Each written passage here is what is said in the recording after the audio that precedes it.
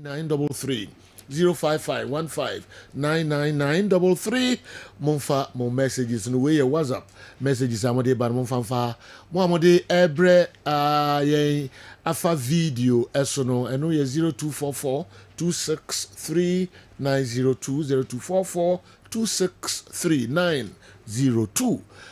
Okay, Kessben, Midfield Action, Ashasi, Tony. Godfather Medasipi. You heard in summer, Echo so our manane, Yamatia 4 and I have 4 quaba, Emina son. Ye too funny her in summer ACC uncle for a cruise. So, Yan Shasi and Fairfield Nigeria. Hey, when we saw call Libya, now was saying can and AFCON qualify and return like the boss so Libya. Now, so and I'm treatment at Libya for the man Nigeria. Now, for several hours, over 15 hours, now Nigeria, and I saw Libya airport inti omo abefie na Nigeria for ebedu fie no and now how much said our Kessben television so ti NFF I'm football federation president any players in the aircraft tab omo edi free Libya ebedu Nigeria and our no na Nigeria players no touch it down our Nigeria happy na players no esu anyom and almost started say omo tuni because omo huna mane ambre obi man so no water no food no internet players no da na omo de omo backs out to ho na omo enante omo ni access to bibia Nigeria players no ehunyum kakra mo yenti nsama omo ekekan during time na omo etonyum no. Never forget my home.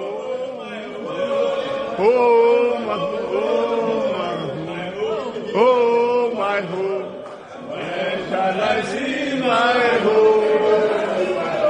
When shall I see my native land? I will never forget my home.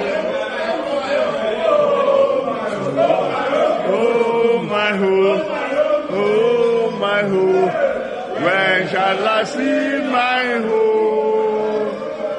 When shall I see my native?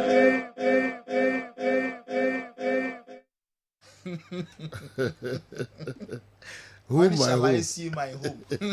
Omakofobio. Wow. Obehuna mani papa. And that's some my home. Yes. Till when shall I see my home? Yes. Tony, these are billionaires. Yeah. Africa standards. Only billionaires. Now your mom will go through sa ordeal. And that's some stranded. Yes. Offer players in baby on ball. Yeah. And sika omunyano weekly. A week. Yes. And yeah, month. Yes. 1 week. Yes, 1 week. Sika Manti Jiwo Europe. No. Ya de baha and nasam kitu akra. Tony. Na omoye stranded. Omode dead da baby basa for 18 hours or so. Na access to internet. No food, no water, internet. Who can find one here? Afro for now. Dafa kona. Just say you do go through all this, and yes, some get to a crowd. A scafour power. Small boys and walls out of yes. A scafour power. And he said, yeah. But if we were Ghana, how more a 2 coin, we rock up Kessben despite them, Cocutinum. A2 kwana baby na akọchi o baby almost now Ghana and the cow Ghana na baby awa yes cow access to be awa yes of a soul to be able to me at o bonia o blank here and I na now say say ko mu nyina sika o mu nya na every week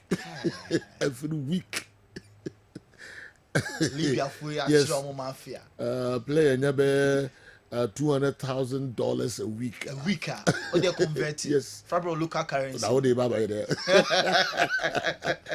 Na edemo ko sa. Oh my God. Yeah, but in your yeah. But on bedu you know. Sports minister no ne other government officials they show mo nso mo do to mo nenye easy cry.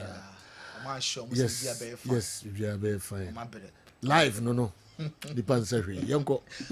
Eguavon, the Super Eagles of Nigeria, interim coach, also granting interview at Churcham Nema Potia, Omofermu Ewo Libya, na Nema Omofermu Nina coach, Austin Eguavon Abonetofa, Ominti Kuchi. Thanks for having me. It was actually a tough one. We left here since yesterday afternoon, and then we arrived in Libya at about 7:30. Which is 8:30 local time. So from that yesterday up till now, we've been. Do I use the word held hostage somewhere? We couldn't get out. It was a bit of a trauma for everyone, but the thing is, I can't really comprehend what must have informed that. Because we all know how football can unify nations, can unify people, and for Libya to act in that manner, or Libyans to act in that manner, was very strange to me.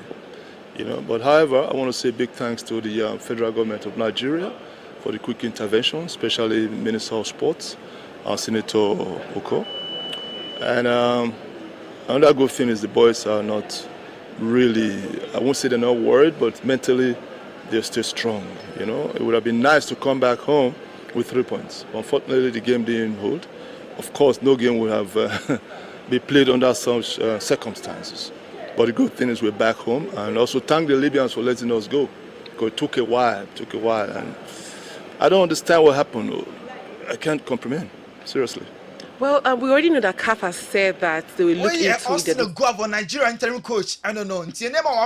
Also, say they were held hostage. And my family there, the Nigeria Federation as a pass Presido, any albino about to their rescue. Near my family, any easy cry. Now, I see a dear sparkes treatment way a year. Libya, I'm a captain, and near my cocaine. Libya Krumo sell omoba Nigeria no for the first leg treatment Nigeria de more money airport omo die ne ho and a sparky BBR enti Osine Guavon saying Libya captain Faisal El Badri on no comment no and a starty BBR yenti coach for they landed in Port Harcourt, and Nigerians or Nigeria will never ever treat any team like this, never. And then I think the public was incited for some reason, and they started acting unfunny, But, like I said earlier on, sports or football, to be specific, is a sport that unifies people. And they did apologize then that it was not their fault, but it's already said. But maybe they had another strategy or another game plan in mind that you and I don't know. And now looking at it, Nigeria still stays with 7 points. But I know that at this point, the major thing isn't about games, but about safety. Looking at everything that has happened and what CAF has already released, would you say should the 3 points be deducted for Nigeria for no show up? What will it mean to the team and the situation they felt? There's no way we would have played under that circumstance. You were talking from Nnamdi Azikiwe Airport here. If you were there live, then you will understand what I'm saying. It was tough. You can't. You just no way. Because at some point the president said, okay, you know what? We'll have to go out of the airport, go look for a hotel. They won't even let us out of the hotel. So how do you interpret that? No food, thanks to ValueJet from the snacks they gave us on arrival. That's what we ate. This morning is a guy that came from the embassy. He bought us some piece of bread. That's what we had, So there is no way we would have played. Even CAF definitely will look into it. We have enough evidence. I think CAF will be fair. Absolutely, but you see, the Austin Guavon, a coach, Edema Nigeria, and all church remunities, and some of my film, and the name of the many who need the Omoka Somoka, Adaje, and the Ade and the Betchian. Until Omo try say, Omoka Sokopom Hotel, name of Omonia access, some free airport, Poaka arrangement, Akopel Mwangasa, a hotel, Omontimi Kobebia, Nam, a Dianon said, Omo Diro Ape, arrival, and Omonia Buka Credit, since then, Omania Nsio, Omania food beer. No, Anopano, Ombe free Libya, no, and embassy Nigeria ambassador, no, Herbal Bentakra, now Omo the Padre and Sana, Omo back to a few. Tinia man, I'm a femono, now Omo born and ya. And now there's no senka a bare possible nunti in Nigeria. Almost all we do if you wait kakra and also if you up Nigeria so ye and so ever. Yanko Conmebol South America and now Juko so watching how much matches no air bustle Yanko Argentina so ye Leo Messi and then midnight Bolivia and Argentina airball na Scaloni H1 Leo ever started match no alongside Julian Alvarez and Lautaro Martinez into Argentina. Our last training session, of course, and I will enjoy our Kessben television. So, until Bibian Sassan, front three-way, and a ability world champions, Copa American champions, Argentina about midnight or more, and so any Bolivia airball about 12:30 or China matching. another game and Herbal here Brazil and Peru. Brazil so yahu CC Dorival Junior any players no and our Herbal our Kessben so now yes but to say and the local players no most of them even more chance about Eddie Ama Brazil because last match no Botafogo players no rescue Brazil mamukonya crucial 2-1 away win na echina ho match na omo Herbal no. And I'm saying Lucas Paqueta or suspended because of yellow cards in team.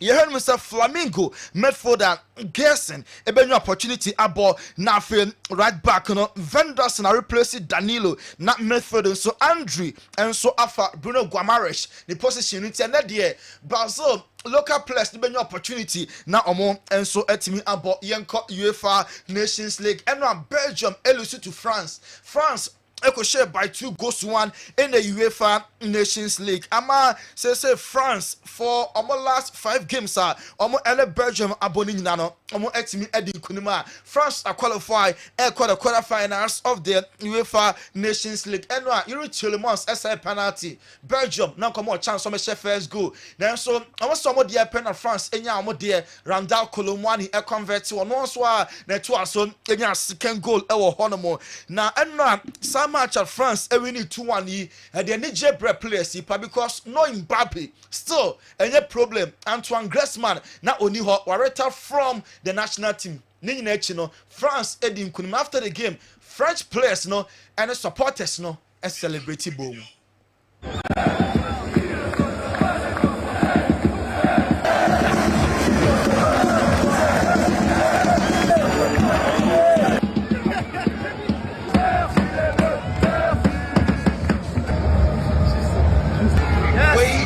French players and that I'm a qualification to UEFA Nations League quarterfinals no and when Nigeria and our players and the supporters no and so as celebrating and the D-man shaft Germany actually Netherlands Netherlands anti-mean anti-second Ronald Koeman a coach at the Netherlands national team no I said they weren't good enough for her baller a boy now Germany for so much solid now Netherlands for no more than our form year papa one funny excuse they were on anti and deliver and other match of course before the game no mere presentation and the man players a return from national team and chair now omo 4 now so omo back on team Tony Kroos 1 back 3 na can buy Mananoya Tony Cruz and so Enra Thomas Muller by Mananoya and I feel K Gondogan Tony Cross the academy into and so anti but match of course and I will enjoy our Kessben television so and Portugal and Scotland airball was Scotland now coach Roberto Martinez Portugal national team coach no or say born Ronaldo ebe Bobby so best started from the bench and answer or best starting game no ankasa no need the own team enka Ronaldo Obe take part our gamer boss coach at the Portugal national team Roberto Martinez confirm me. Ronaldo doesn't work as a 39 years old player. Doesn't play certainly as a 39 years old player. I think we assessing every player in how they feel. Cristiano has been working really well in this camp. I think the difficulty of playing 2 games away from home is more. How can you prepare between the 2 games? How can you recover with the players? And I feel that Portugal national team coach Roberto Martinez, Ronaldo, question 3-1 no about over 60 minutes until her 39-year-old. Now about 2 games, Ninyan away. Also my says na as and when now use Ronaldo to coach say Ronaldo be take part Portugal game and then I was Scotland. And so airball Yanko Italy and other also share 4-1 now dear friend Maldini family missus said dear players on economy produce you Obekan in 1960 Cesar Maldini making a debut Emma Italy national team no and watching in 1998 Cesar Maldini Paolo Maldini making a debut 1998 and after Enron 2024 Daniel Maldini making a debut Emma Italy enti grandfather and boy father and boy and our son also airball enti the Maldini family and our home our Kessben television so why the Bay England national team coach Kofogu some of them are drinking the airball Stan Collymore a former Liverpool player also no or GD pass ya boko chisbidi Graham Potter there been a communication enye one team enye adwuma Thomas Tuchel obeye so expensive ama England national team no into a GD pass Frank Lampard and the person obetimi abo adwuma Stan Collymore Sir Frank Lampard ebe bo adwuma mo mientin sama o ka fa. Graham Potter, as Andy said, he's not a great talker. He wasn't a great talker at Chelsea. It was exactly the same problem that effectively talked him out of the Chelsea job as arguably Lee Carsley. Thomas Tuchel, I'm just getting a feeling, I don't know what you and the two of you think, is that he's available and he's a big name. I'm not quite sure how he'd fit in with the FA system, if I'm being perfectly honest. So that would cost a lot of money as well. I would imagine Graham Potter wouldn't be cheap either. Frank Lampard might be an interesting one. Why? Instant name recognition, did well for the most part for his country, has managed in the Premier League, has managed at Derby County in the Championship, so you can wrap around him did the hard yards. And just Stan Collymore, GD passer Frank Lampard, and a Jumano, Yenfa Eman, because we manage our Premier League, no, we manage our Championship, no, now we bought England national team, no, as some sompa, and unti national team, the manner Obia ever supported Frank Lampard, say on yes successful as England national team manager. Now, no see up and a German Pennant, a former Liverpool player, or say there be still at England, Inguso. Appointed an interim manager. Name them omoko major tournament to say use and a World Cup. Na makwako high Pep Guardiola. Now Pep Guardiola baba ye omo coach for major tournaments. Sisi ade omo fa interim manager. Name them omoko major tournament. Na omo the Pep Guardiola eko. Mo bien tin sama ye Jermaine Pennant edituja. Absolutely. Do you know what I think you should do is I sort of say is that just give him the tournament when we get into the World Cup, when we get into the Euros. Let other managers, interim managers, manage nations, manage, pointless games. But as soon as we get into the tournament football, Pep takes over.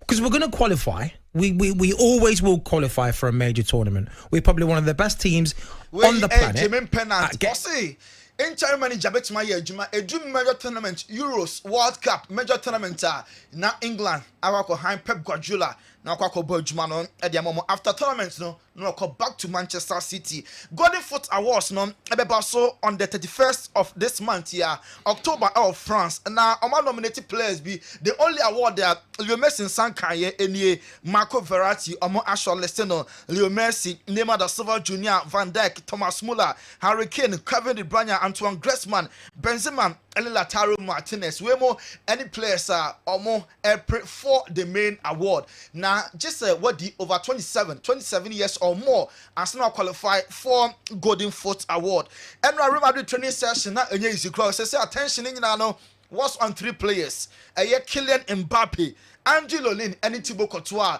omomiensa and specifically Real Madrid concentrate also our training session and omo enso etwa into her Courtois now her Mbappe now her Lin training na no ye na enye easy Real Madrid omo aso ye yenwura or Frank Kessben former Barca Ivorian no or say the best ever the most intelligent footballer omomienu asia kan boom Dembele and the most intelligent footballer on Frank Kessben on no and so what see a kind while Laporta Barca president person statement signing our Barca before new election and until Ellen Haaland any player while Laporta what getting a pass so the referee city at the number Barca now Ronald Araujo any other place Barca for say on contract extension Morata say currently the best player in the world Lamine Yamal or no any the best player in the world Scaloni Argentina coach no or say Ballon d'Or no maybe any mistake yenina no yento enfa Emma Lautaro Martinez and a Safata say Ballon d'Or no nsanso etim eka Graham Souness pandit say retired footballer no or say ebe nwanwa say Salah ebe renew contract with Liverpool onye sure obeko another club as a free agent. Saudi Arabia for the Canadian Salah on extend the air there about the contract ni ewie e will Liverpool no akwakoji sika no e will Saudi Arabia. Say Sir Jim Ratcliffe Sergio we take it on popular decision. Sir Alex Ferguson omo I withdraw na ambassadorial role no. Say omo say omo cut cost Omo te sika bebre na efe fan chenchen United omo kate sa ne ma nyina nti already staff ni bi wo ho no ma so omo ekọ final wo Wembley na nkomo omo travel allowance no omo come omo take it private accommodation ni na no omo atwam se de Sir Alex Ferguson ambassadorial role no and omo akate said be ya omo betimi save some money ama United fans ni pina dwa say Fergie de oye den eye ne sa yes last week no and Sir Jim Ratcliffe ne kasa say any adwena omafa omagina so ateki a decision Saka Arsenal for by assess no say weekend we obetimi ampo game no de ama the Ghana some access no mo se ni pra no enye pra bia ehu bia Godfather Odaroma ko focus nsem no ye nyina we so na ye fancy ye gyina so na ye de asi Tony Montana ye bedasi na sempankani omuzinra in fact also mobo Samson yeah na birthday na si na kobo ni botom oh yes yeah solini nyina yeah solini minim se na si na kwaje on ma boys na ha drink kakra ono so omo hwe omunya bi pa omunya bi okay so omo ne Cofield no omo no ground so so omo ne de beba yes omunya bi pa beba na si na ho no na omo tete so arom de kakra bre no okay na si na do bi anim so ojipa ya bo no ko fa de bi udwene ho awon ti ase na we news Samson sika se wona na hwesu yi Samson oh Samson na just na na hopa obi na ko to pa bi na man bi obu kakra man na Samson ko to cook ka no no mgu so wie na o ko traba bi da say ate we Samson it's all yeah birthday no highlight of the birthday so bi na ko to pa bi no man kakra na onum ko kuku so adasi ate Samson so adofo pa o adofo mo hwe ni ye pa no na addressing him so benya nyoma birthday no na mo wa say na see na cry after solibi big na mo ti manya bi cry my boy ono a osika wo sen ko de ye Samson wa adofo minimum obi akra no wo fa mo akwata minimum oh okay minimum obi minimum fa mo so bia na onya we bia wo fa mo akwata nya we se bia Samson when na wie me mepe lunch ama no why mepe lunch be you supposed to di lunch bia we the Mijina Samson and wa das why are there papa my who picture my miracle say na we celebrate Asofo bro Asofo bi bre from my heart to Liberia no na e be enjoy papa e be discreet Samson there Otimi fa from Ghana to Liberia. No kanya mi ase. Yes. Oh, Samson ebre. Samson be ye wati. Yeah, see me in chambers wati. Na me no show. Samson ebefa. Wow. Wabre. Okay. Yem fancy na sina na yiri tiro. Camera no mon capture na mame. Who dey na kwen? Mon capture na mame. Solid woman. Oyini ti amon capture no. Ojina door na no. All right, Kessben television. And when you go oh hey a body this or just solid no dispute if you throw her. All right, during your program I noticed some people were concerned that the actions of the two Sudanese players who absconded might impact Ghanaian chances of securing visas for the World Cup. However, this concern is misplaced since the players traveled with Sudanese passports, and the U.S. Embassy already track overstayers. Visa approval depend on multiple factors, and the absconding players won't directly affect future applications. Even if Ghana qualifies for the World Cup, visa applicants must plan ahead. Visa applicants must individually meet all requirements. Supporters should plan ahead by preparing financially and maintaining a good travel history. While I don't support the actions of the Sudanese players, we must acknowledge that not all supporters may return to Ghana after the World Cup. Ohiniba Kwachi, Cologne, Germany. Na wama minsa akasa message we. Yeah, that's it. Let's hope so.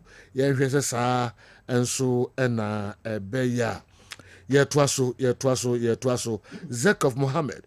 Also, good morning, boss. Best of luck to the Black Stars. I've lost hope in Otoado and his boys, but we have nothing to say again than to hope for a win today. Go Black Stars, go. All right, Zekov Mohammed, yeah, also the Abreye no. All right, meko na mene Dr. Edmond Arthur kotetwe nkomo kakra eba na fi mabefa other messages na meja phone na nso aykrado ewa ha na fe mu videos amode aba no enso ya hwe na yi bebre afiri ho enso de mama wan hu dia there is enough problems wumpa o de buy na doc akwaba senyo pacho me joso se eye pacho nyame adon de nyankopon ase nyankopon ene vinegar ya dawruma. Yes. Abu Bobia, ama din. Say why ama free me ho to me as a bibia free me ho. Wow. Enti se me na mabonten kra na me flask kitikiti bi metika ma e ka me ho me ko tramba bia e ka me ho. Yes. Wa manaka abe ka me ho. That's good. Aka me ho. That's good. Na aboa me nso. Seriously me fendi agro aboa me pa. Mesa senyo time bia na wo me ho. Me sepo sa. Yeah, time bia we say me wi a mesa akọ another one. Time bia me bo we ni mienu. Yeah. Yeah, 500 hot. Na me pese be bedro. Yeah. Na me the events vitamin C ni bi atum. Yeah. Na me kro no. Pa. All right. And I better not the rain. Senyo mpacho me da se for akwanya kese a nyame afa so e dia mame. Ana sene ya de bia me kan me da Kessben FM management nso asepa ana eba production ho no manso a team ni nyina nso nyame nhira mo sejo enu anwumre me papa bi efre me ma managerial. I was so proud. Me papa we Pentecost elder, we pharmacist. Okay. Ne papa enya 94 years. Oh. Na me beye emre kakra ni ana ye hwe no e condition bia wo enra ofre mi ano ka se ko ofre mi asa ko na se won check afra wo papa won kra wo am so ni when the factory refresher na ye nkomodie mu nyina no na aye ne je such way say ne papa wo BPH benign prostate hyperplasia meaning say the prostate na enlarge ana apart from that no hypertensive we will be a one BP do a check. I mean, we are 94 years, so can you imagine? Now, all customers say, Papa, blood pressure, iron normal, or no drew. Pharmacist, 94. Pharmacist, and all can't ne papa. Wonderful. Testimony, HM. And all customers, Papa say, Accra, or say, Accra say, Minsrao, Emano, the rear, or Johnson, 10 na those the prostate echo as high as more than 100 but say yo do you know say right now the prostate no as the last is kind of 38 to 94 years now the prostate may call more than 100 now the current prostate in terms of the prostate volume 38 and it means say na me man nsaso na wo pe banchiampesie esen na na wonso okay wo pe banchiampesie pan mu kwa yetwi ene tomatoes echen papa ne dia na wo ho the moment I me catch and say banchiampesie good ene tomatoes no say you every day odi anana ne can say ne HB blood hemoglobin no form into wo kono banchiampesie ne tomatoes enimukwa the next time no why put hwe eguso ni benyadoa de no de konsu no ene abeduru e de afra no de aconfirmatico haban bi leaves bi eso flowers white bi otwi aconfirmatico ene konsu so ene bofu bunu no wa ye no put hwe eguso enti se wo say de body boyfriend in haka ho yeah, boyfriend no onno a on so obesensene ne ho no na one no na duane no unripe one no onno a na de soup as do e chanya do a when you know painful mu team in the crumple same you this is school yako Okay. omunim same Okay. besani mo when you know your jai said yo and no mama ni je na Venezuela na ye ni afa no World Cup no no de me so so wa fa no World Cup fura say yo mpacho de ne ho World Cup if you are say U teams, you know, yes. and friends UEFA yes those Nations highest League, one you know, UEFA Champions League, Africa there and Europe there. Na obi a wanya 94 years and you should be OG a bomb and championship di man prostate from 100 about 38 the blood pressure on no more drew onum pese obi wu na me wu Sergio 94 years old Ocean health years serious was na yere mpo ne na anya we mpo na wadwa wow na nkrachefo Sergio anope want the course 94 94 anope me confess me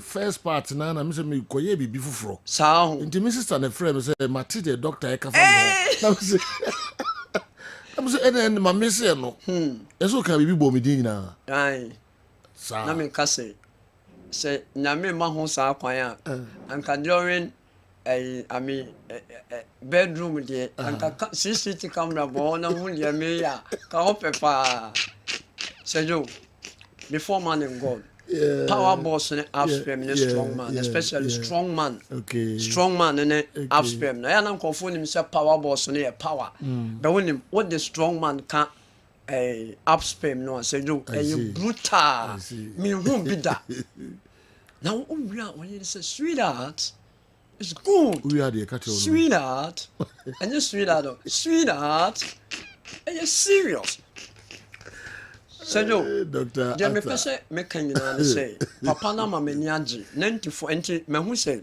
nipa o ho so hwe hu sue na 94 years empeso bi wo a je ni momu a ye ba no ene ye hu me pama chow etifo me show pa say enchechire pa aya ye chi papa no so nim o ma me clinic da be am de dru koma no okay han labs na me man ye enti see wo de ma ye ne ba ne nana na ne ba enti me pese me kasa kire ye papa mo especially ye nananom mpemfo a etie me say wo yare a me mfiti prekope njai wadru no ebia wo da diabetes dose wo da blood pressure dose me mfiti prekope njai wo jai na at once a dia na they are replacing into our jai okay enti wo tie ncheche bebre na wo jai na at once sa ebetumi ahaw enti dia me pese me ka ekosi nyina ne say wo blood pressure wo diabetes wo esitri yare wo BPH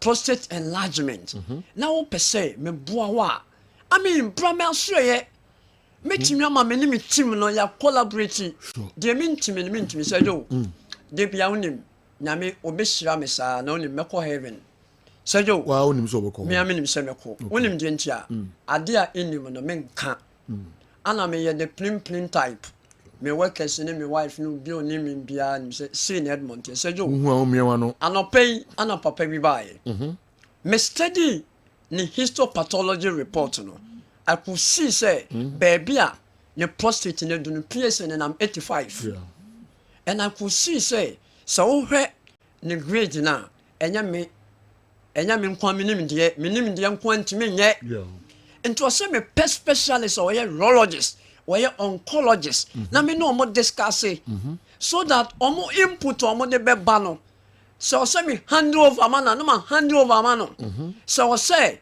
omo etekino na me nso me de me therapy e kan ho a then we do it e basa na me hirawo e basa wodi enyira da enu nti de me pese me ka kire tiefo anope ni say obo balm of Gilead da enye ye na ye fo so na de ye ntimi ni ye yo me say yo me fa eye specialist ma hada me de ENT specialist aba me de dentist aba e teamwork come home one day yes wait exactly into obi ba me ho na ade na e go through the system no mentimi nya eno ane se mama specialist abem into wa o tie me a o de also diabetes or blood pressure so yo anopay maami bia me maami bi o head mistress e wo senior high school wɔyɛ glycated hemoglobin HbA1c no na ne sugar level no ɛyɛ 8.4 HbA1c no within 4 to 5.7% no Sergio me de ne sugar profile ɛkyerɛ wa wɔne bɛgye na me pɛsɛ me de ma Whitney nanka or the toss but unfortunately no me say me data me ya emba Sergio otimi record 3.2 4.3 4.8 averagely o checking the sugar level na Sergio 4.1 I see. Serious so we did be say a space of 6 weeks no into one kwankonya ni papa pempie no so a o pharmacy better no kitchen you be count to 3 so you be on drugs for life enya no kro de bia me kase ye yanka chefo ya mom yanka no kre de mi ntime nya ne nko ho but de metime no so me yiri ma no kan ye because me was that audacity that capacity say I can do it into oba na sure ye na o peptic course 1 week e betu asire betu adentia ye mfa duro ntu osase osa ye deal with bacteria betu say Helicobacter pylori benya no nko an ma wonya osa ebia wo menstrual issues wo pain issue wo stress ho wo fefe for painkillers entime chio say sister painkiller etime ma wonya osa apart from niema mienu yi bibie no obetime enya osa na mmom no symptoms no wo be fast spices bit say mo kwa no ya beans ene niema bi e lifestyle niema bi e ma osa signs no e da ne ho adi ento ba ya chiro sa niema wenyina nti eno na me kasa me chiro say 1 week o osa no onuma duro biema jimidi Okay. eno nti na me kasa mo pe ayaresa papa dia eye balm of Gilead clinic takwade ye won anaji ye to anaji choice martin so oba kumase so a ye wo the cabin M10 for na chi wo ana akra so West Legon me ko die power boss upstream any can wasem but we be man now go through a lot of stressful issues wo botomo nya de wo sika soma aye basa enye dronom Sergio ma me mfiri makoma me ntu nkofofo e bia wo yere how e bia wo de boss wa enema nkoye sika soma aye de ni we enye dronom mento adene fare by wono yene ntamu nya kama e bi kwa wo fo ye kese ma vestra fat ne mra from abra odi BOG vinegar wa blend with bofre na ma vestra fat na abdominal fat na e ba from e ba sa erectile tissues na carry moja ma continuous consistent circulation take it to now bema no e gina so te say medie ni bi no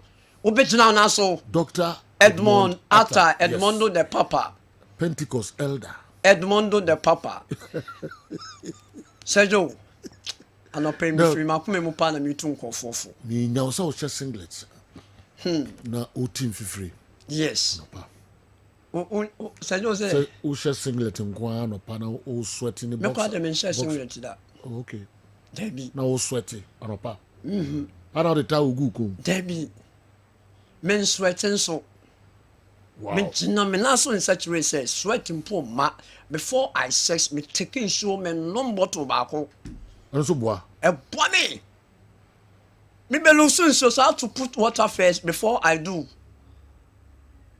Doctor and during that activity Sergio I think so one of the you better sex nutrition me promise you for number next week okay you better sex nutrition you be plan na dru e kwan obetimi de BOG vinegar gu nsuo mu keke no agina na so I see yes enti BOG na Sergio de se na ye kan Ghana ha be bi wa mani ngo ho time mani ngo ho wo de bottle keto an fa show bag him 1 liter no mani ngo office wa na efie gallon ne de ebusua nchemfa enti e wo so bi enya bi mo freye na mo benya bi me shira mo Sergio se se banner no posters no t-shirt ne e chana ready ya be rap promo mo pa empenfo betena se timi pa cho mo ba blue ase ha ebi o ha e wo Kessben towers enso Accra ebi o numbers a mo frey ensi so na mo mra hospital na mo nsanso nya BOG vinegar ni bi ento eye 0539 86 38 0539 86 38 and I say 0240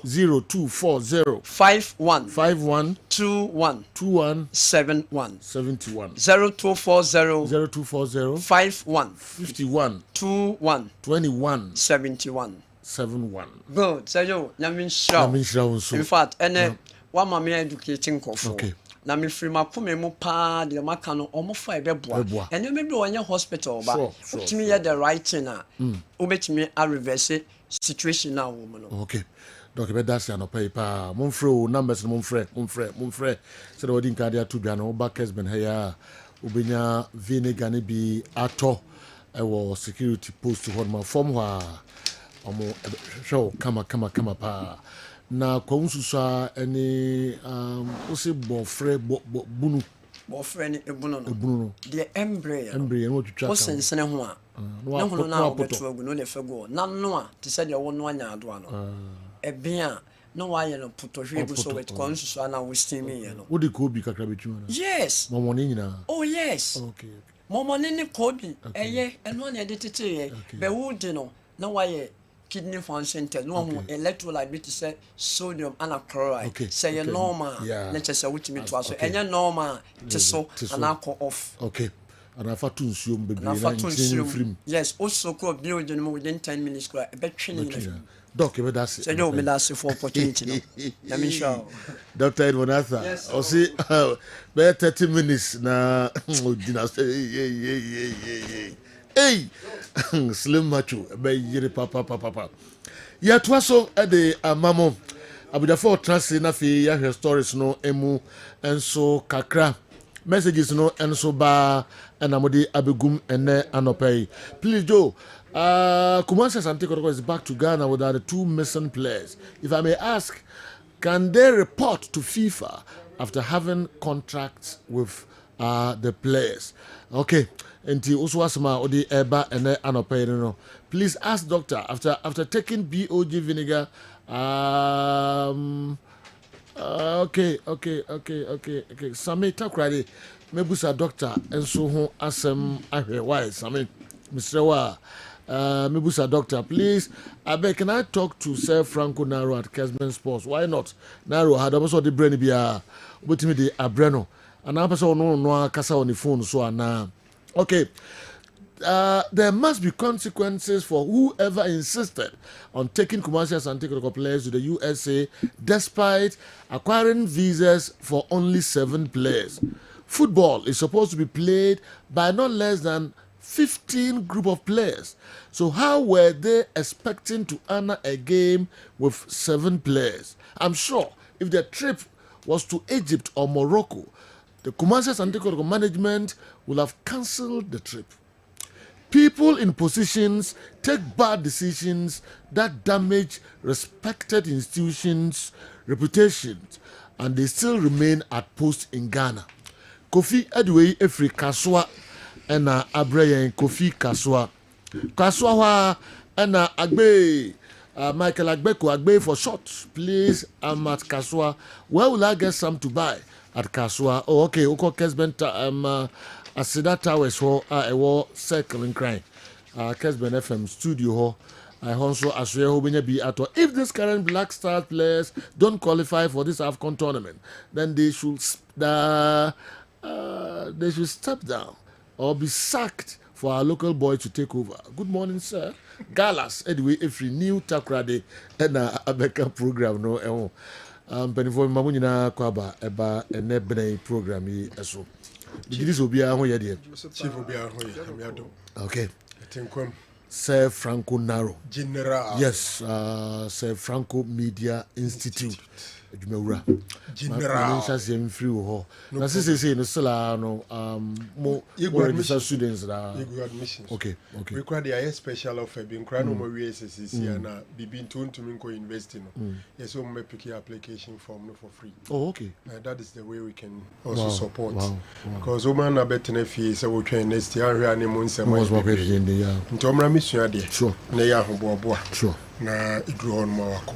That is what we can also do to support. In 3 months no we 6 months. 6 months more. Yeah, 6 months. Okay. Yeah.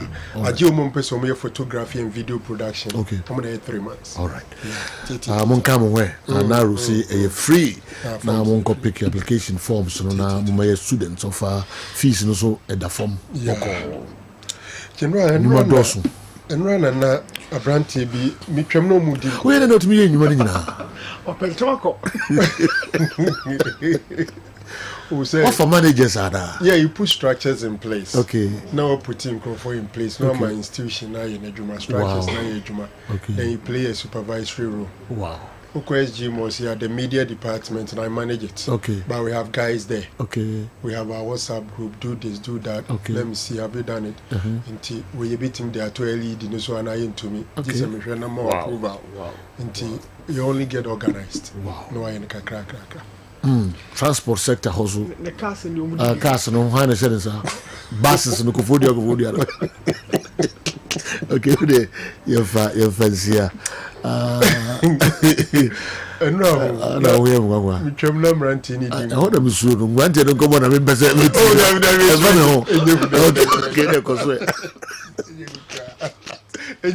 Okay, go ahead. If you can and can be a knit in a mechanic crab. Okay, fire. Oh, man, almost among sushi and say, Obia Sebio, Bema, and my who drew bay 15 to 20. No, we are a clinical answer to because we need private party. My day. Bema and my baby dunum, a quadrun, a who. Okay. Who are that jabudo? We are a clinical answer to because we need private. And your private, where you know that okay. I public, a public, and your private view. And your private view. Oh, private part. 10 or more. 10 or more. Almost 15 or more. My bear 15 and who Ujari are meant to put. Who he has all but to prove because only private party. But don't forget your comment until the case. That's a kind of how they go be a Jari and I go be a people too. Oh, Samu. Oh. Quite did you are saying, I'm not seeing me. I think I'm going to be deep, okay, did it, I cash, send you not cash for fingers around. How would the baby trim grande and your wood are going on to move? Come on, I want to go because on your private view, will be a who. Hey, Semo. And Quebec and Paka Cray, a wild woman and Quebetum. The cows would have. What do you mean? That's my individuals and general assembly discussion. Discussion I and any people on only I say. I didn't know. Was it dealing with Rabu? Namina, man can't be a Ujra, meaning besides a Kaujra, how focusing, harmless. Now, Dama, we did some person you at liberty. You can't answer all the answer. About 2 months will be. No. Some person answer. You at liberty to say no comment. And I say skip. Oh, can you need to know that? Then can I say? Oh, skip the question. Skip the question. No, you wait to leave you down a jar and you can say. A prona dampire na. Na so me tumkra ba me ma kwan da ho kakra. Me mie to ho sa. Me to ho kra. Me so am tum. Na chese one number in between 10 to 15. No. How baby now? No. We dey sports no. O ka o betuma na baby. That's right. Padlock and would you go to give it to you? Padlock and do. Would you give it to Don every home? Or Pakiti na baby 3 minutes time. Don't go regular. I do want to go regular. Pakiti got to go ungra. Got to know how maybe I know Jerry. I did we party. The year Jumapa and Kabia free throw one bar and Cabo Humperdifone more software. As yes. So for bad ones, bad ones. General, you can be Puna too. We are okay, Congo for Trimo. See, the Mimidian can immediately but 2 months. So we do it here, Tiwa So we shall say cry a list now. Or any be a bring them 30, 40, 50, 60. I mean, Cello Zico, Young General, Nigeria for any could room. Yeah. CAF statement and it's a Omode case number or disciplinary committee. Fred Oforiminta, Aspa. 41. Oh, they are no 2 months and can be at home. Yeah. All right. Now, listen. All right. General, according to CAF spokesperson Luxolo September, the statements and near the Omudiaba Bontin is a CAF for a Omode Omarife case, you know, Ediama Omudisi. Okay. DC better so now Omar parents Semino Pumesibre. The good news is that the Super Eagles of Nigeria are returning to Omukrum home sweet home. Now Uti and Yumna no Motoni relief now Monyana as a trend said they've gone through a lot. You see, around that time, we be a bit messy watching because mine now woman, you can't sebi akoni adia bibria koso wono. For the starters, case is very simple. Nigeria for narration and it's a Friday now money Libya for a boy and sending Rawal Echimuno. Libya for Niban, the Munim say Libya for no air Port Harcourt. Then about 3 hours to see Ombe landing, Oyo State no more let say there are no more landing at Port Harcourt, but Omuko Oyo State. Omkodru na Omo captain after everything, captain a interview saying that they have been maltreated because Omu appear Oyo Airport no Nigeria for amfa empo bus ama mehia omo. Unse car from ran say ahoho no mobile no abesia kan no. Omo be lande wo airport the FE of the host country no and the yasu di dano so say or the bus eba share the visiting team now the omuko hotel near and according to them when they arrived at Oyo State no enya de say Nigeria for ema omu bus ebe for omu no omu nti omu bre near de but the Nigerians are also saying that originally per the communication they had with them no now they were supposed to arrive at Port Harcourt into hono mu ye that arrangement into that decision to go land in Oyo eba late edema omo it was the reason and by na eno na sa communication ewura Libya for any team say and your munso be kire where the power lies where can you see Friday no Saturday no Thursday no mo ball match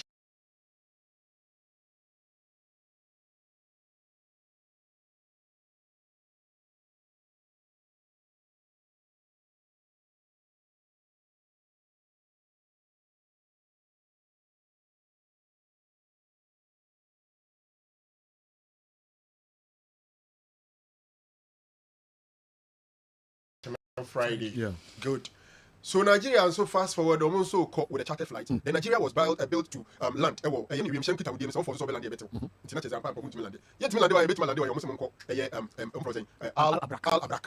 General Al Abrak Airport from Benghazi near 2 hours in flight. The same country 2 hours.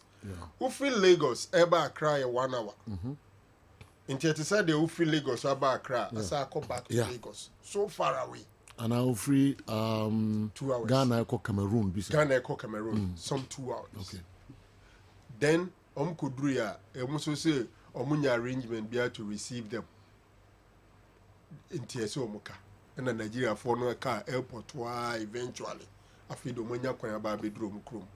Now Oka say these are millionaires.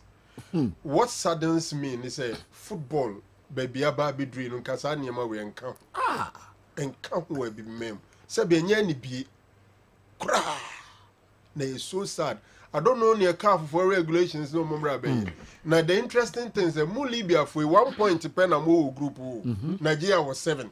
Nti bebrebe amu yi. Mu ye de akoye mu be qualifier na amu koye dey. It's so sad. So that is the situation. Libyan kasa yoma omo aklosi omo borders ni omo niema ache dodo but let's leave it like that. Omo yeah ma even pilots no kra no a deep plane no nam no kra no kwan omo di omo fast so ansa no mo nyam hotel ba mi akoda no. Yes, I think the pilot was a Tunisian. Yes. No, a war now. Nigeria and Libya echo war. I don't get it. I don't No, get by it. serious. Zenaro, almost indication be by almost 2012. And you banso coho. No more cobo calf confederations cup. Yeah. More money one of our clubs. Same treatment na. No, very bad. Yeah, mamuche airport, but and one yet to say the way no more Yeah. Aduane kra ho de. 13 hours. Almost fuel a plane back to Lagos. No, aviation fuel, no, some Yes, ton and- 5 times yes, the price. Yes. No, ton. It was back and forth. Yes. Mudi agro kra nkomo nto. Oh yes, come on, I'm not a Kra cool. no mdo mo se so to bi ma. Ya na de ade nto. But you So we know, go do your new motor near there. I've been I was secret. I was in Begu. Wow. Oh, say, Sir Chrono, 7 to Quanca says you were hoping. Until you are not even too sure. Said they in the bit messy nest. Yeah. Ubehekra ne bia, umumni abine side, ni pesa abine nyasem binti, no mobile be attack him, na abine kunyasem. So a lot of things will go through your minds. So me, I agree with the Nigerians and say psychologically and physically, they are not ready to play the game today. So it's good they have left.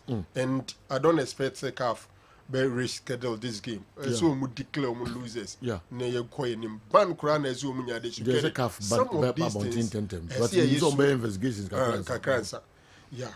In all these, no Nigerian embassy or Libya, no more rule, no more play, no more way. So na bre o maduane kakra. Omo twa mo de aduane kakra bre omo. Omo yes ade no so mo close airport no ne ade gate no. Into awe kura wo ho a unya chance. And I think communication was also a problem for them. Se Franco a break na nkasa airport no. Omo say workers no so asa ko strike. So and also abandoned airport. Ntina like to get out of the airport after say landed and also a different ball game altogether. Too bad. Whitney here can be a new number do Lagos airport no more to Nagwa maybe 30 seconds be. What one UTB? All right. So Omudi can see Kanu. And Omo make move to Abuja. Okay. So from Abuja no mu do na. Okay. You have a then there someone say Nations Cup ne AFCON ne Black Stars. Until you no so kakra. I see my native land. I will never forget my home. Oh, my home. Oh, my home. When shall I see my home? When shall I see my native land? I will never forget my home. Oh, my home. Everybody,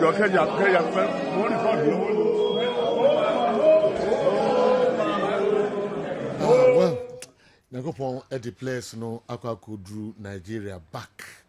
Now we enter. Yeah, General. So we are all glad the Super Eagles are back home.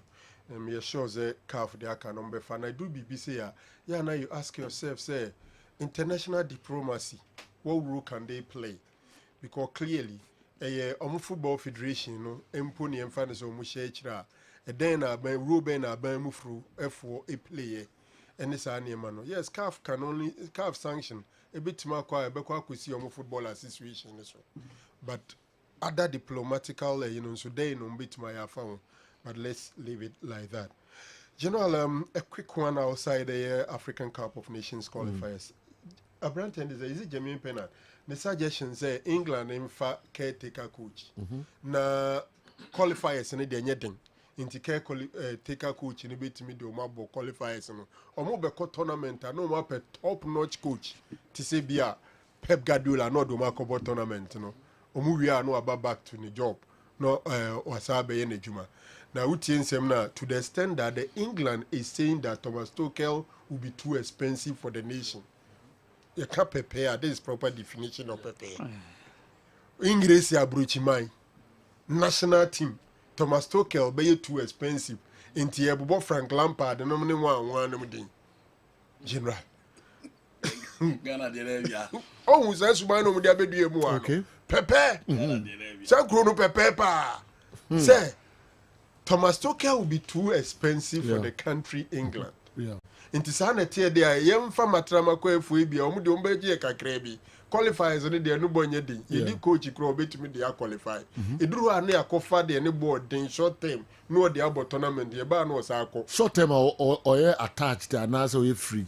Omu say so me tison bobo pe Guardiola specifically on Guardiola din say eduru ha league ni be ko hold inti ye ko World Cup for example that's the next match the Man City be man akwa England job ko England juma fo mun ko World Cup omu ba no asabe ye ni City eduma ndi omu moka kese and this suggestion gain prominence and grow for discuss they should ban it. On say England for so how do you say you should always need to go the pep way before you can win. That is one. Again, she England, she Ghana and Nigeria. The England I could do the very top. Among for a suggestion apart from Pepper, they are talking about Lampard. Nigeria cover AFCON finals. Omwa bana Chikwa, Austin Governor Marco allow him, and Ghana is back to Adam. The lineage in the we don't take right decisions to push our national team forward. You know, at the end of the team, say England team. Yeah. Who said Lampard, the infant Frank Lampard? Now, Frank Lampard, a Burnley Monet, a Brentford, Mokrom, Mokrom, to me, Yana, Nidia, and I won't trade the out. So, more Pecrum and I won't trade the out. At least, only will be our top now as an English manager. You know why they respect Lampard so much? At the early stages, almost in the IQ, they are about 150. I see. Something that is scientifically a highly intelligent person. Okay. It reflected in his decisions, intelligence on the field of play. Okay. As a footballer. Okay, as a footballer. I didn't know what that. Oh, Debbie. Like it reflected in his decision. You can't intelligence on the field of play. Frank Lampard was one of them. Okay. It is not easy, say, a midfielder who score those goals he did. But as a coach, you know, coaching job for me, it goes beyond ordinary, normal intelligence in IQ. And no can be in or struggle. But Omude, Gary Southgate, I am an Southgate, Babe Fa England national team. No, not near why as a coaching. The Lampard are coaching Chelsea, no, ye be that. Okay. I'm saying, this Brabina, no, coach, and a youth team. And no more, you almost say they can have one of their own and then project him to that level. But was the team at the same stage? No. Time Gary Southgate, ever far England. Then this route is saying you. That is South America. Said there was the team at the same stage. It said the last time now can Ferguson there. Yeah. Also be a cat Ferguson your man time. But the time United gave to Ferguson then, any the recent situation and the same. The same crowd. And I agree with you. Say last round, and you can the same thing. Say when you a certain crop of players, no more was certain leveler. Almost say almost senior manager. What that level? Simple. Into England are rising to a Euro finalist, World Cup finalist, and they are there and about in the last four in any major tournament. Give them a big manager and get the ultimate. Simple. Okay. General, why is Andy not commenting about the issue that Franco Naro raised? He looks too quiet. At the Equinoana, we can tell. And the Naro we can tell. So you're too Pumana. You to honor or see why DS you trust now. Seven says I'm common there, but and maybe I'm we missing time. Yeah. And I feel a Cobas and a rate say, the rate is still I'll be in a protocol there. You are satisfied, so I'm yes. There will be a day. Okay, wish a birthday cake. It is somebody. The bus is one time, maybe you know.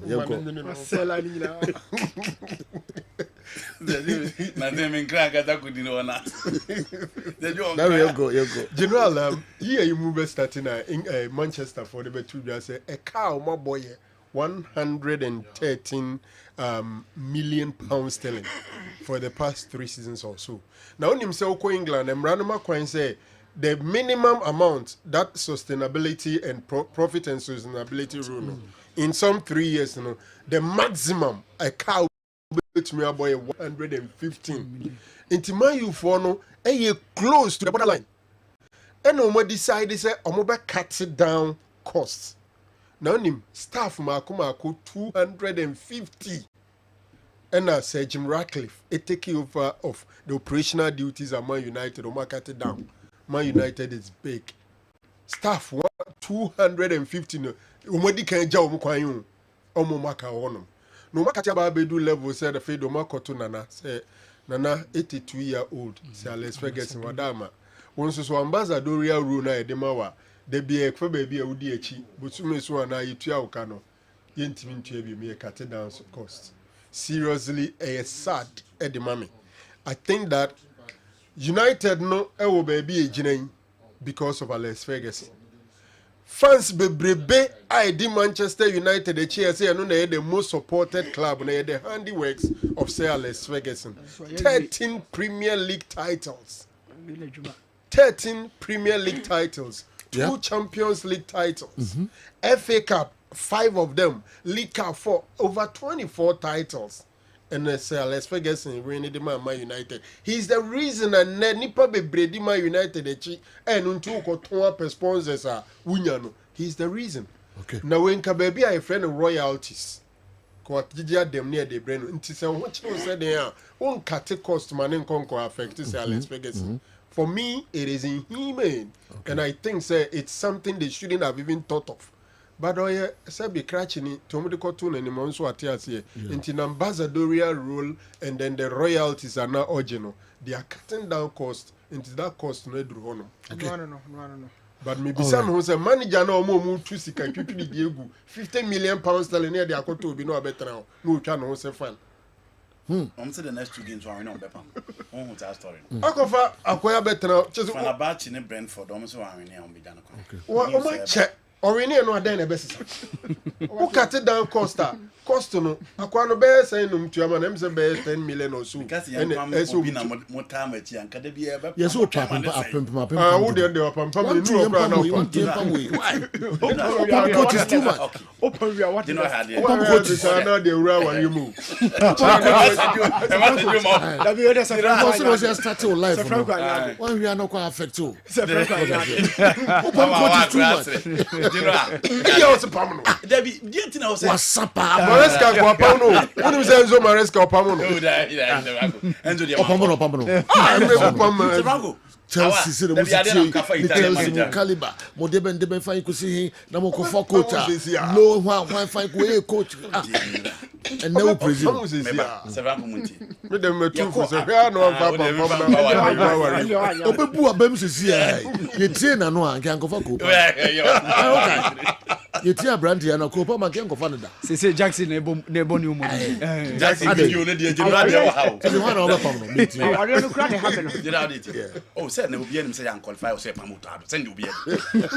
Na general dey na to ba. We dey say obi enim. Say AFCON ya aye say yan qualify o to ado ba be dey adwuma. You know how dey. You call AFCON na no ya. Na Algeria or Burkina Faso, Angola, Mauritania group. Algeria with all their players were last in the group.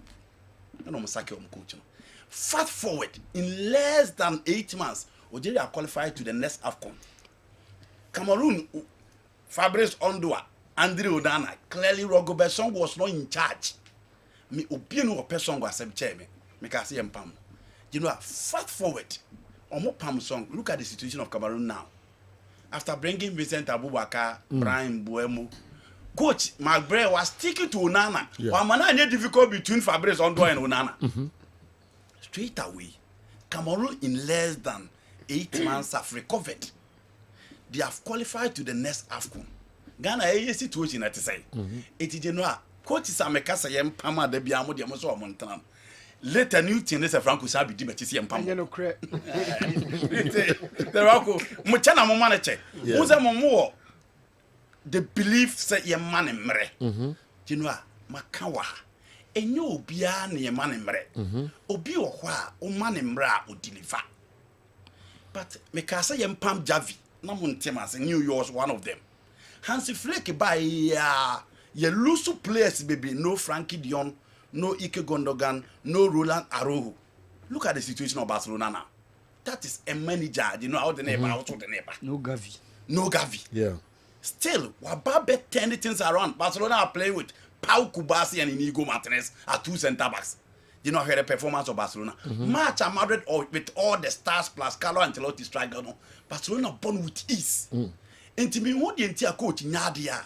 I was see a son who say a man in Bressa, a man in Morocco could say. Because you know, coaches are more mumred or more pa who signs clear. Yeah. It be a fair season on your trophy. But clearly you would a clear cut plan. But to have to call fair job against Nigeria, you call World Cup. And you call for City by so on the Uncle Foot. You know, she matches so to Adwabo, only mamma back. And then me, you say, games with dear. We should coach your dear man, yeah. Your money time is on your juma. You know, she under 20. This more Koji, you know, be a Bonabaso. But some of us had our reservations. But Ghana, we near, we no coca will be empty. Look at the situation now. In the last 7 games, we are yet to win again. It's, you know, as our coaches, no more time a day. Because someone show any signs. It is the reason why I make us a yam pam. And you know, Ten Hag was one of the coaches and I'm a supporter coming to United. Even Onokran, he has 2 trophies in 2 seasons. Okay. I'm saying that they should sack him. So what again? It's Pamona dear, you know, I went to me and Jumana. I was here, Pamu. Meaning why I also turn on match time. It's in America, Nigeria, Ghana, and then even Gary Sargate, Makas or Mumpe coach, or you're better than him. Okay. 8 years, England actually will feed that. You know, Obian think it's all Mubetimi. Semi-final for the first time in 28 years. Playing in the European Cup final, England intimidate Bida. But you know, playing in semi-finals and consistent in a European competition. Because I am Roberto Martinez no be antimas. You know, 5 years of Belgium what they had. 1 year.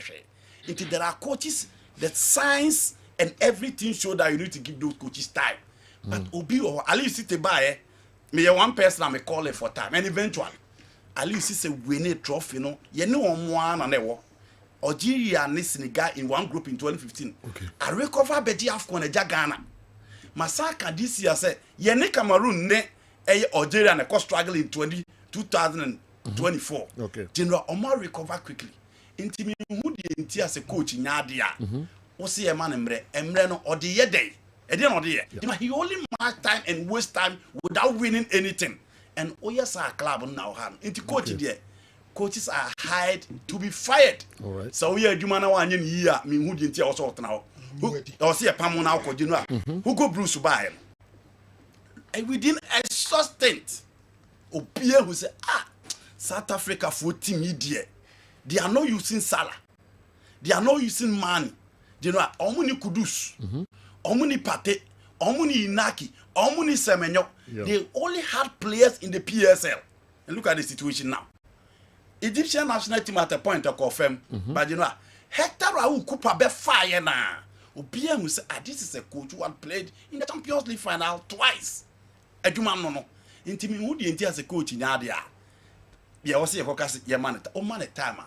Obe match time side, you know, Inkusi, you know. All right, and then if what Sir Franco Naro is saying is true, then 80% of the men in this country will go off naked, especially me. All right, now they about and say they kind of crepa dia, and 80% of the crowd they made them say so. I said, bro, 90%. Oma sabi oma ma be dunu and then the muri who na de jam dano. O jarea men to don if you say only private part be Hey, Asemo. Atajiga say. Boss, what you are saying, is it for the last 6 months? Well, I don't think I come on to no more planet. In your entire life. Ultimate came from to more planet the next trip. Ultimate for. Was it 15 years? Can the last 6 months? Your entire life. The deeper, I bet you about the episode doors. Wow, Tim, wow, him so count. What way are we? Wouldn't why dear be 2 guys away so for wow, Tim, the wouldn't so count. Yes. It's the young baby and the old before. Mujaria, Mamon Tupunum. Only private party be happy. Party in public. Well, yes. It was an end of era for Thomas Muller, Manonoya, Ike Gondogan, Tony Cruz, they were ma. But you know, the last time now in this I'm gonna near discuss. I'll be the message by about your players and a coin almost fast retire and a coin I am your first man because you know and I look at the situation now. Thomas Muller, Noya, Ike Gondogan. And then Tony Cruz. Gondogan then on now injuries are one. In time he was not part of the team. Okay. The midfield of Kadira, Mesut Ozil, Bastian Schweinsteiger, and Tony Cruz now on a part of that midfield. But again, or one player will be on a level of maturity and intelligence. And time I can't crank on here will be to hold their midfield for them and rely on Ike Gondogan. For no year, you know, on here be see a Becca. After taking over from James Lehman, so in 2002, the World Cup for them in the 2014 World Cup. Thomas Muller from 2009, he was a joint top scorer in the 2010 World Cup, the best young player in 2010 World Cup, and you know. And also twice, Brown on more discipline in Brazil at Belo Horizonte, the 7 goals to 1 at the World Cup. And Thomas Muller set the tone for 8 team in Germany. It is almost the same every year. You know, and I was almost sure money Munamdo or Mate. So, Oma Yekuma the Amon because after winning the World Cup in 1990, now Monswako for close to 24 years. No Muntimin Yibi. So, here Germany, 1982 finals, Italy for Shomu. 1986 final at Azesca, Mexico, Argentina, Shomu, Sabish, Argentina, Bill, the Carlos Bilardo side, and on Babe Shomu, Stadium Olimpico in Rome. It is for 24 years, no one team my back Bill, planning upon planning, putting strategic measures in place, starting a new planner. No one betting their catch up with the modern trends from their own direct football to a typical dominant possessive based football over here in 10 years. And eventually it paid off for them in Brazil. Inti Nesefata said Genoa, these 3 players are a game in the Tony Cruz also Spain. They say Honor concentrated on the business back, but he was one player in the national team, not recently, but a key member in that team that won the World Cup 2014 in Brazil. Inti Africa countries in how to honor your legend after years was spending the time to play for you. Now you play as an some tears here say, born a true baby ultimate mobile. A true baby born ultimate mobile. And you watching yet? No watching. So, but now announce you a giant ball bono. Some national team football. No, so I never giant.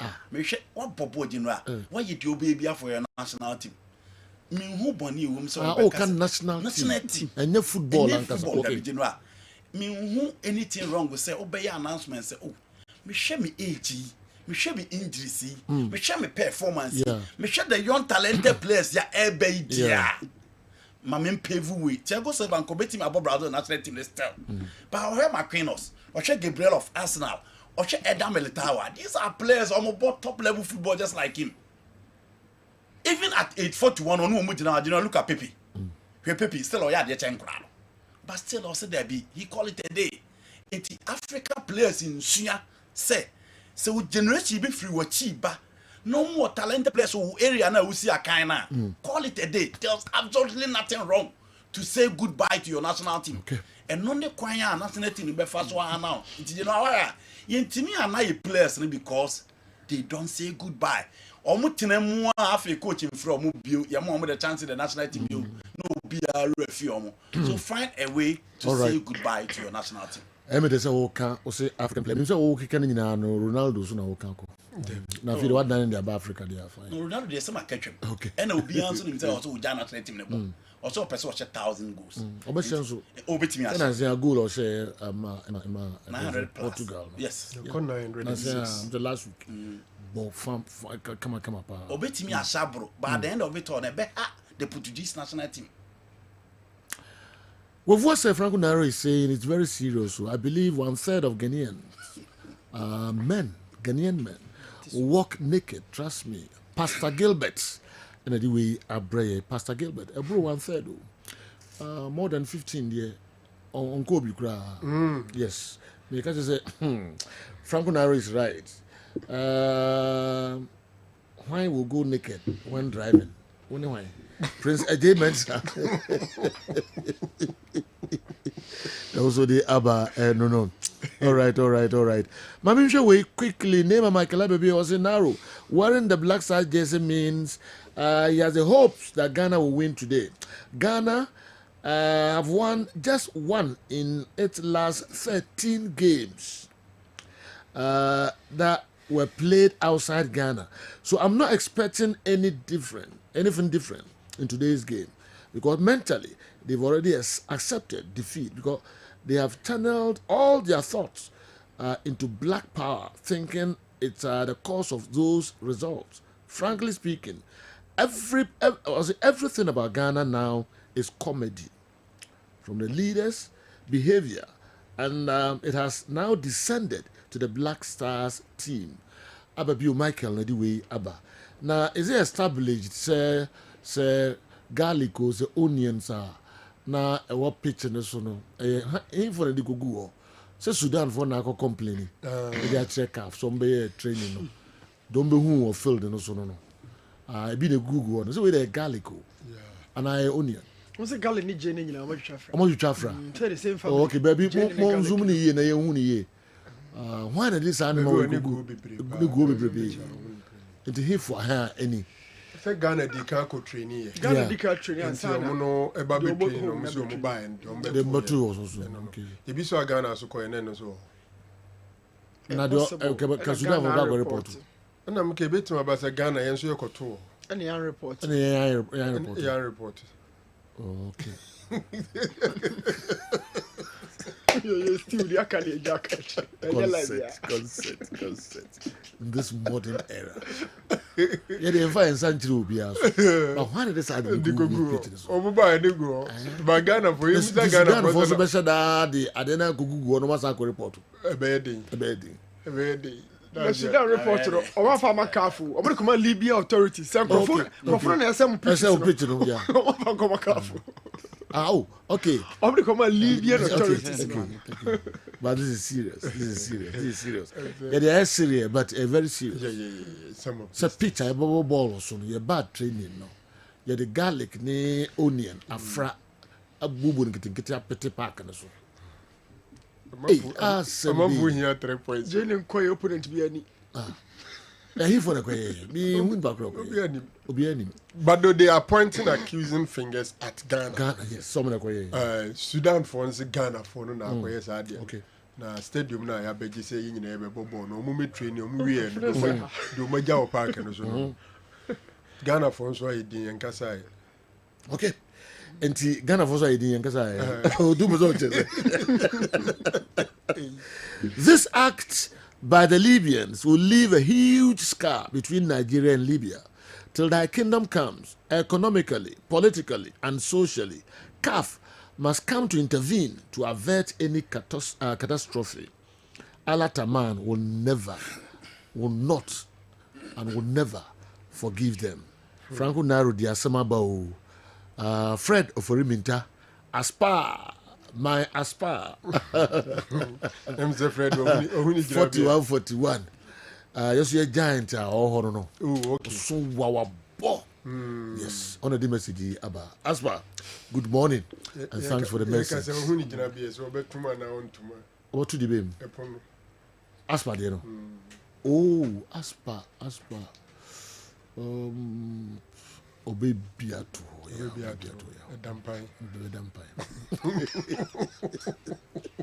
Biatu. All right. Yes, sir. Chief. New. What be the atu na betum? Door no. Question the bathroom door no. Metum ashase no. Wo. Betum se obewu.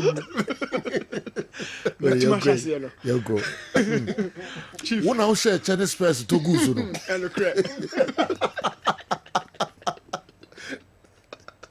You go. Why you be? You go. This guy's in home. A shirt and his space dark. Oh, you do the back on the fear. I don't start to go. You won't say, oh. Who wants to say new thing? What do you go? If you're not there, when you be a father. Okay. Not the Albano Bessels. But you myself, so crowd. Yonko. Chief, Masua open. And the other five. Sudan game, yeah. The engine was screened the name. Ma discuss you to the blaster a connect cry recruit in Hokakra. Okay. Say team no your bonus ye consider first. Ya na Edin say beba back. I be equalize na ya win game no. Okay. Na koba say ya cry no sha first mpoa. Still na ye ready boy. Ready na referee ye day. Na akoye sa we really don't have the character to kill off games. Yeah. Na baby e dru no. Na obi bu sam say new. Na dede ya mo ye. Say qualify mpoa. AFCON ye kwakoye dey wo ho. We need a fresh start. Yes, that's true. So Kafka say nko bi sisi akra no. First game of the AFCON group stages, you know, still a be ready. Si for me Magana. Ready. You're a football nation because you who team no strength in here. Na team no the department be na say sipo. As they call Cote d'Ivoire na. Anwa you say bia o team. They do Cote d'Ivoire by na. Achaso so. If every goes by achapas. Yeah, meetings upon meetings, consultations upon consultations. Why fine could say. People committee or committee. But you don't you think the blaster see a change coach near for a matured one things will change? That look, leadership is everything. Okay.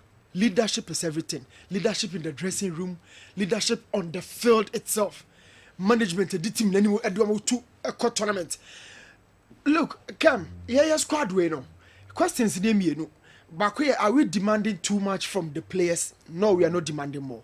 Every weekend, Kudus, West Ham checking the power ball and checking the power stadium more. Thomas Partey checking the power Emirates. Then crowd will jump about Bournemouth. Which of our players and the ball our one corner be a weekend. All of them, you show more TV so. I'll control before we go for all of them. Now, demand when you demand it. But the man to get the best from your squad, you know. And when we are talking about Teta for Arsenal, Bruno Genesio for Monaco, and Salisu. We also talking about Bournemouth for coach. These are standardized people on what top of the game. Yeah. And you'll be as well upon one start attachment near a big. Yes, I face on Yakofa chanting Bidiamo Tuado. May my dream upon Tuado crowd, Neso, or Tunufuya, Neso fire national under 20 team. Neso start under 20 team no crowd. Chief, I do not know Tuado who's young.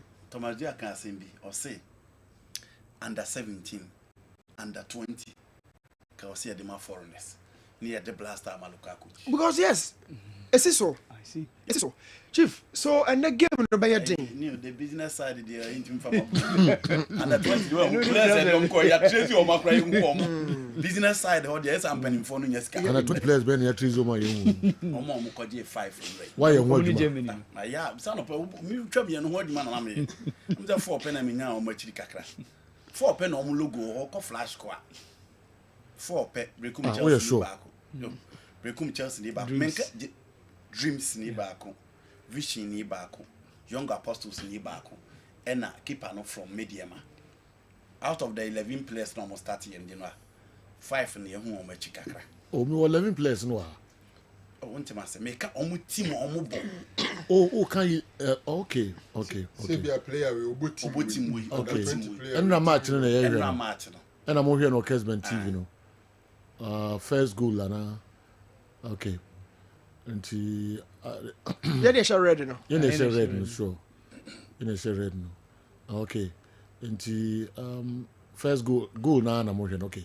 You bet man hwehwe kan asem na fe you. So chief, we and no coach kwasi apia or no person qualify co World Cup e players na ko boy no Said Y a free AG Said or Mediama. Said Y and Y ne Yusuf Said Mediama. A free J a free. Okay, A Al Hassan, M Alidu, L Alidu D Ameyao Alidu no nye a vision player na. One of them were vision. Okay. Yes, Alidu, Majid Alidu. Okay. Vision. M Alidu Majid or vision, yeah. And a D Ameyao. You will D entry. Entry young apostles. Young apostles. In Baseke mum. There be young apostles. Young apostles. Okay. You will K Asamoah. Kofo or Breku Chelsea. Chelsea. Okay. And C Boa. Collins Boa. Dreams FC. Okay. Dreams FC. Collins on more. The Collins that's so Collins on more than 20. I'm joking. Collins on that for now. There be any Precious boy. Collins was Collins are born. Collins was some boy do 20 no. Yes. Some boy do 20 no call Ivory Coast. Yes, I know 18 years. Okay. But you know, so what's your worry? Player back no born the 20 3 times. You know Ghana enya yenye Burundi. Yenye Eritrea. Exactly for the Boajibo World Cup under 20 twice. Contract were outside. Nasa ne performance no sila na be dru na 20 why not? And an agent so buana why not? Okay. So try A Hayford, M Mahmoud and a D Fenyin. Mumper teams no. Yeah, so some nyina no. Okay. It means omu nyina no your teams na. For anu sik so chief, and then the board no so no. Me highlight certain areas. Na ba ko de me nkan kra ho asem da. I went over our games no na me sport here no so. I say you goals, but usually about 2 or more strikers. Crowdy, and I just say any more na West games are you winning. No, yeah, near one natural center forward. I think it tells us a lot about Tuado, the balance in the final third, and why he has to have that stability in that department. Jordan never bar, as I say, Jordan Pet. Not the creators aka ho na space in a one mu honum na timi aye more enjoyable so many on the bar. What I'm trying to put across and say otuado wa adwuma ye pa ba me de ndie meka kakra bi e board no so the game no de wa beka say enye din no na bia general oya Ghana ni ntia game na din pa. Okay, so that game na din mekwa wa Muhammad on watch also headlines no madna me ho kakra bi abai na fi ye the second part no abeshisha so and so the amamo Kessben television and when igusu a ohwe. All right, our mamimra ho na menhwe we the Black Stars must win today. Your coach Kwesi Appiah is a disturbed man due to the escape of the 2 Sudanese players he recommended for Kumasi Asante Kotoko to buy, which has brought disgrace and financial loss to the club. Black Stars 2, Sudan 1. Sir Smith Doma Senior High School. Seju no pay na me check here the bi me ma hye me kakra. Okay. Last time Andy Beye analysis be say the last 3 tournaments are yako. Seju you win 1 game pe. And that is the only 3-2 win or victory over South Korea. Okay. Ewo Qatar. Seju the last 3 qualifiers yabo 2 AFCON qualifiers, 1 World Cup. Seju only 1 away win pe. And that's the only 1-0 win against Zimbabwe in a Thomas Partey free kick. Okay. Seju Koba Ebeuremu. All right. Koba Ebeuremu. And then some of the AFCON countries, you know, I get you more tickets. And no Cameroon and Algeria said the end can no. Some of them are also expected to book their tickets by the close of today. And some countries. Okay. All right. Seju Koba. All right, Mikoba. Na fi eredia kanyina meko na Osamu Akonse dey. Good morning. I think me and Naro can close our doors. Mr. Keke. What's Samu Akon? Obezu put you now. We the France. Dodi Homra. Di entine from side no. Samu Akon. Dodi ho emra. Next. Over 2 punu. What's Samu Akon? Don't let me strip you naked. All right. Ma yankofa commercials kakre bi yako Dr. Dawood nafi yasan TS ni what scientific Herbal hospital nafi yaba beto aso dia mo yenche cry masisia. Enuanum ne dofo ye frame me Dr. Dawood.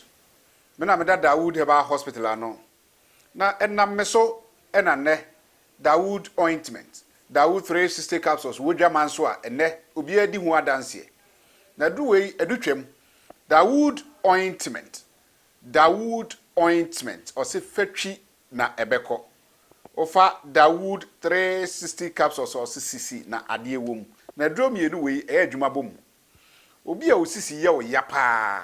De obeye ne say wo de Dawood ointment no etwitwi osisi na anopa ene anwumre a nansa bia no na wo de bia bo asawa wo betimi de atua wo dware wi a fa Dawood ointment wo de te ne fa sra ta bre kro na no na wo nom Dawood 360 capsules no anopa ene anwumre na danse na ba amane wo de enko na enko ti adanse ni bi Dawood ointment edrowe me straighten and well done the toda me po djuma na me honam nyina me ye me ho bibi enye ba sa minya sa Dawood ointment we na me twitwi a na no pa so minya Dawood 360 na me no mo a ese kwa le me ye adwuma kra se kane no te drowe de edima se mama no be di so asema mama electrician na ye adwuma ekofia yentimi na Dawood ointment so ye adwuma na obra okodru fia fa twitwi ade be che no na wo hwa ye den Dawood ointment fa twi keke na ebeko drum use mama hode pa ma metimi gba adwuma bi be kama e ma me ye Dawood 360 capsules and a Dawood ointment o memre we no na do we no so twitwi wa aposo e be ma ya oni nyina afiri o ma de che otumi be gba adwuma Dawood ointment fa twi na ebeko da bia amafo company de wo ka mu sa spreader mi secret na nu ani e bugdo na ani Dawood ointment ene papa mi sori anopa mi di twitwi mi sisi achi mi babia he mente bre secret ni nie ti so person to say a we use Dawood ointment that's the secret of my taxi driving me a transmission gearbox specialist ejuma mi ye en kan na mi pega ade a na me nsakura antimi pega na ase me ma ade so na lock mi sisi ti say fi se mi share Dawood 360 capsules and the Dawood ointment abo me bebre the dry you so amente ya mente ble bia obia mo modern so betimi ape Dawood ointment and the Dawood 360 capsules enya bi ato odofo se wate bi adro ya me ka ho asem no eno ho adanse ene wono madi no ko pharmacy e ben wo Herbal shop e ben wo ne koto Dawood ointment Dawood 360 capsules na se de enkrofo di ho adanse no wo so be di ho adanse wo pesa wo frɛ ya eno na wo screen ase no 0244 88 64 37 na 020 168 1717 baby a yeton aduro wo man Ghana mu bia no o de wura house pe Dawood ointment any Dawood 360 capsules. I the Work Scientific Clinic and Diagnostic Services. Onyankopon adawroma odisa yaresa bia wei abesia nom se obi biara ohaw biada ne so bia no aye yare de onnam yenso na entimi enye de ensa ne yare ebia me no ka sei mi yare na me bebuboso no ebi kura na mantimi amo yare so oba nyankopon se onnam yenso enam haban so enam mpaebo so ebetimi atu yare na se ama ho ato ebia odie ne ye awosem na ehaw ebia oye bema no entimi nsori nyina so kra me bia me ka se ansana bema ne be sori agina so no eye moja enedeko enti se moja entimi ndi afurusa ne ye a bema no entimi nya de because bema na ye dindindin ni na eye moja ena afele ne sa ebia owo akomayare na se wo problem bia na entimi ensori agina so ebia me no kasa ne de ode ne awu eda ho fom kodo a entimi nsori kura no nyankopon na me nso ebema na ahaban so amana sori ama wo so ho ato be ne ye meto nchia wo ho because se umema no ensori kura na eyare ho sempa because enije wani entimi enye de enjibida ebia na oso de ne de odikobo ania na abesne ko feni premature ejaculation oba ebi wo honom kra eye adwemu na wose ye de ye cycle da bia meka se ebi wo honom enye dro enye bibia na ye dro oba ye no bedi nkomo na said problem ni sitie no ya hwe ehunu problem no hanum ye nhye da ma waduro keke ye ma waduro wa bra ye hunu problem no because amre sika ho ye den enti se omo obi aduro no wa unim de ya duro ni kwakoye na se okono ma duro na se ankwa wa nipa kro no ebia na wo de ne ye typhoid so se enya wa wanhwe ya ohunu typhoid betimi am ye twa wonso no epilepsy etire wo ne ka se ebia na wonam a wotwahye ama wachinia enkwa meso bra ene me beto nchia ebia na wo de no eye pressure na tena so achepa ebia me no ka se uda form team stroke abubu agu form anase yare na amana obubu agu form team a untimi nsori no frame ni hu komo wanya prostate problem odun so a enye ye anase yesi wo prostate cancer na say wo ho crowd up person check say o prostate no eye adwuma yi a oba ye betimi a check am e bia na wo de ne ye eba na wo pede a yankopon adom ye betimi adom aboa wo e bia na ma no wo de ne ye fibroid na haw me no ka say obi wo no ma the problem pa ye halitosis o ka sa esenti wo mu pa wo be pie ya so ha no ma ye behwe baby e free ba na yetimi de atu ase ama wo e bia wo ko ye so cholesterol ebia wo kidney problem wo liver problem me no ka say yenu ama no omo bebre infections ha omo enam say yeni proper hygienic places a ye jaya na say adwunso ana say yinti no say infections nko ade a betimi aba ama ye nso so yetimi atutu ama ho ato ebia na wo de ne bone problem nkase mu na hwo papa nkase mu hwo ebia na wo de ne ulcer ye betu ase e de ama me no ka say ebia na wo de ne hernia wo de ne diabetes odi ani ye pressure yare bia ha obia no emre ni ntie bia na mentime mu bo yare ni nyina so ni what scientific clinic ma se atonsu ba bia free ba e wo Ghana ha bia oba o se oba atonsu Monaco junction bedu a number no na gugu on 0244 087 687 ofre a mema ya ba be faw aba ho udu adansi wura banka opposite pe ene ne mo se signboard ne bo ho kakraka e ho ni what scientific clinic o say a hono no ya hyehyɛ nsa crate bebre hono adansi wura bank opposite Accra your mile 7 Edeko Tantra kwan no so no Janet Corner your kwa ho pe ubedru mile 7 overhead na ofre ya homa trufo no a ye be kire wo kwan what scientific clinic nyankopon da romancy wa hoto ebeba amen.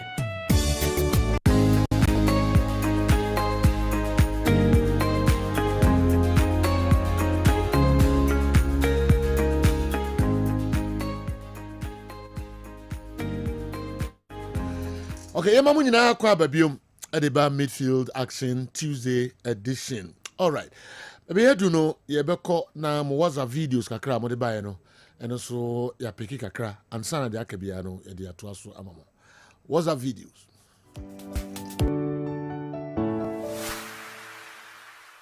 They say Joe, a friend may Angie, because a fresh your Angie beauty salon, and the Black Stars H now kono na me bonfire say na yenya all the 3 points na and make it. Good morning, Sergio and Kessben's television. Me follow mo pa me friend mo Libya bi ye friend me ako. Me de pass and me name kasa.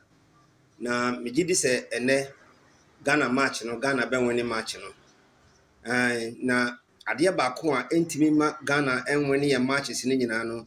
Me ye sure say politicians because me who say party A empese party B ebe winning trophy. Party B empese party A be winning trophy. Amaya say any time and wait time to winning it. No, me who say politicians no ma boys this car. Na kanano he match here ni Sudan boy goes to a baby bree kabako grant mengram. I need a home no more yes and man ontino. Mama Federation, President no Kriku. Yes, manas ontino who say yes, munya sa politics no I want because we are sa football association no. Politicians be more yes and man. Until them Ghana blast and Kosono. Until Munya San Emano because party A, party B, Nina Ghana for. And I may any kakra, if you say, any jaka cray binyano in the bone, the intimidious any jia. I will be also per se in Yonko Benwenia and your MY Intino Medawase. Shalom. Hello, Sergio. Good morning. Yeah, my name is Bakero. I'm speaking from Volta Region, the capital town. Sergio, this morning, my greetings to former Blaster player, Anthony Yopua. To Malam Yaya, Yaopreku, Odate Lomson, Franka Mankwa, Augustina Hinfo, goalkeeper Ansa Sami Ajay, yeah, my favorite. for goalkeeping side. George Owu, Daniel Ado, 1993 Japan player. Oh, I mentioned those all players this morning. I greet them. Sir Joe, good morning. Michia unu abedwa fu nyina. Na Sir Joe, mo start the program na wo kan sembi. Sir Joe, in football, you shouldn't joke about spirituality. Spirituality count to football mo pa. A 50-50 spiritual and physical. We use physicalities in free where you have to dig deep into spiritual. In the name of your spirituality here pa. And nona amagana see a jinabe is shaking.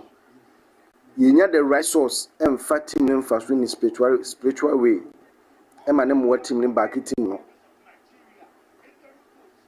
It is to say dig it to the right.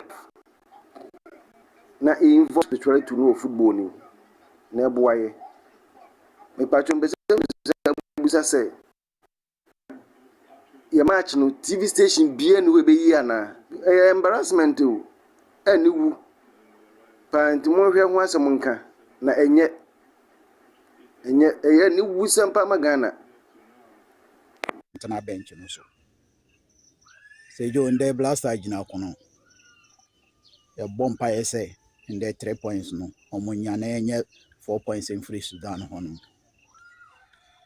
na se jo ya omo be bobo se ya munyi the past games a kufo no mo amen drama no mo kufo no mo ya chichire omo nsa omo de ku omo hu ma Ghana mine no satan kura na enduro 30 million omo ku omo hu amaye abedru omo time omo de ball life se jo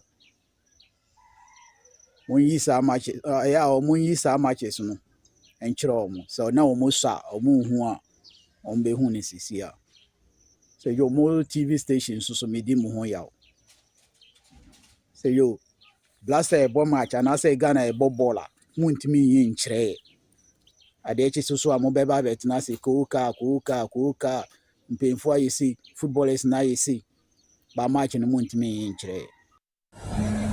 So good morning. And say at the party actually. And said my phobia on here and says here. Nana Swedrun you. And I don't go Swedrun ye. I said you. And she say, sir, by Kotoko US trip. Our Mokoya no. No say, Sir Frank. Different day. Sir Frank is different day. Different no. Me name Sir Frank Nyadwin. Tell me Yakubo Democrats Cup no. Omanganji says the Ghana select side Ebakuwe so Kotoko. Eko America Akobo and DC United Akobo match. Ya can't see Ghana select side. If you ban the send of your mama visa because before babe sir and then no says when your visa map team now do kono. And Sunday about match na kra. Na mo match you are saying ko visa me san ka visa na yakofa nkofo if baby. Na next year says the team over okaje Kotoko so san ko match be na outside to kwan. The supporters been the best stadium match na yakama. Me de bia me blame me de ma na na kontu ponyi na afere ene prosper ogum won na me de mo mos ogum wona okita team no na obaka che na no awataki kasa na no beti na watra play mo ko to US na mo wakokochi select side first entwe yi me de meka Kotoko team no enye team kitu a yedi agro sejo team no nye team di agro. Sergio, good morning. Michia una peja funi na friend of Fabre. Kase free asante atima bubu. Michia ona boka jo banje man or you are down for pa. Na jo ene blaster match ayi hunu sa no is nice. Because apia no monkai ade on why Ghana pay. Egypt for ya you can do one fast so. because happen mo say what the first spiritual side ya or the first spiritual ball no e wini amepe but say you enye easy man sa enye easy sa nti me de ye bom pa ya ma wo mo.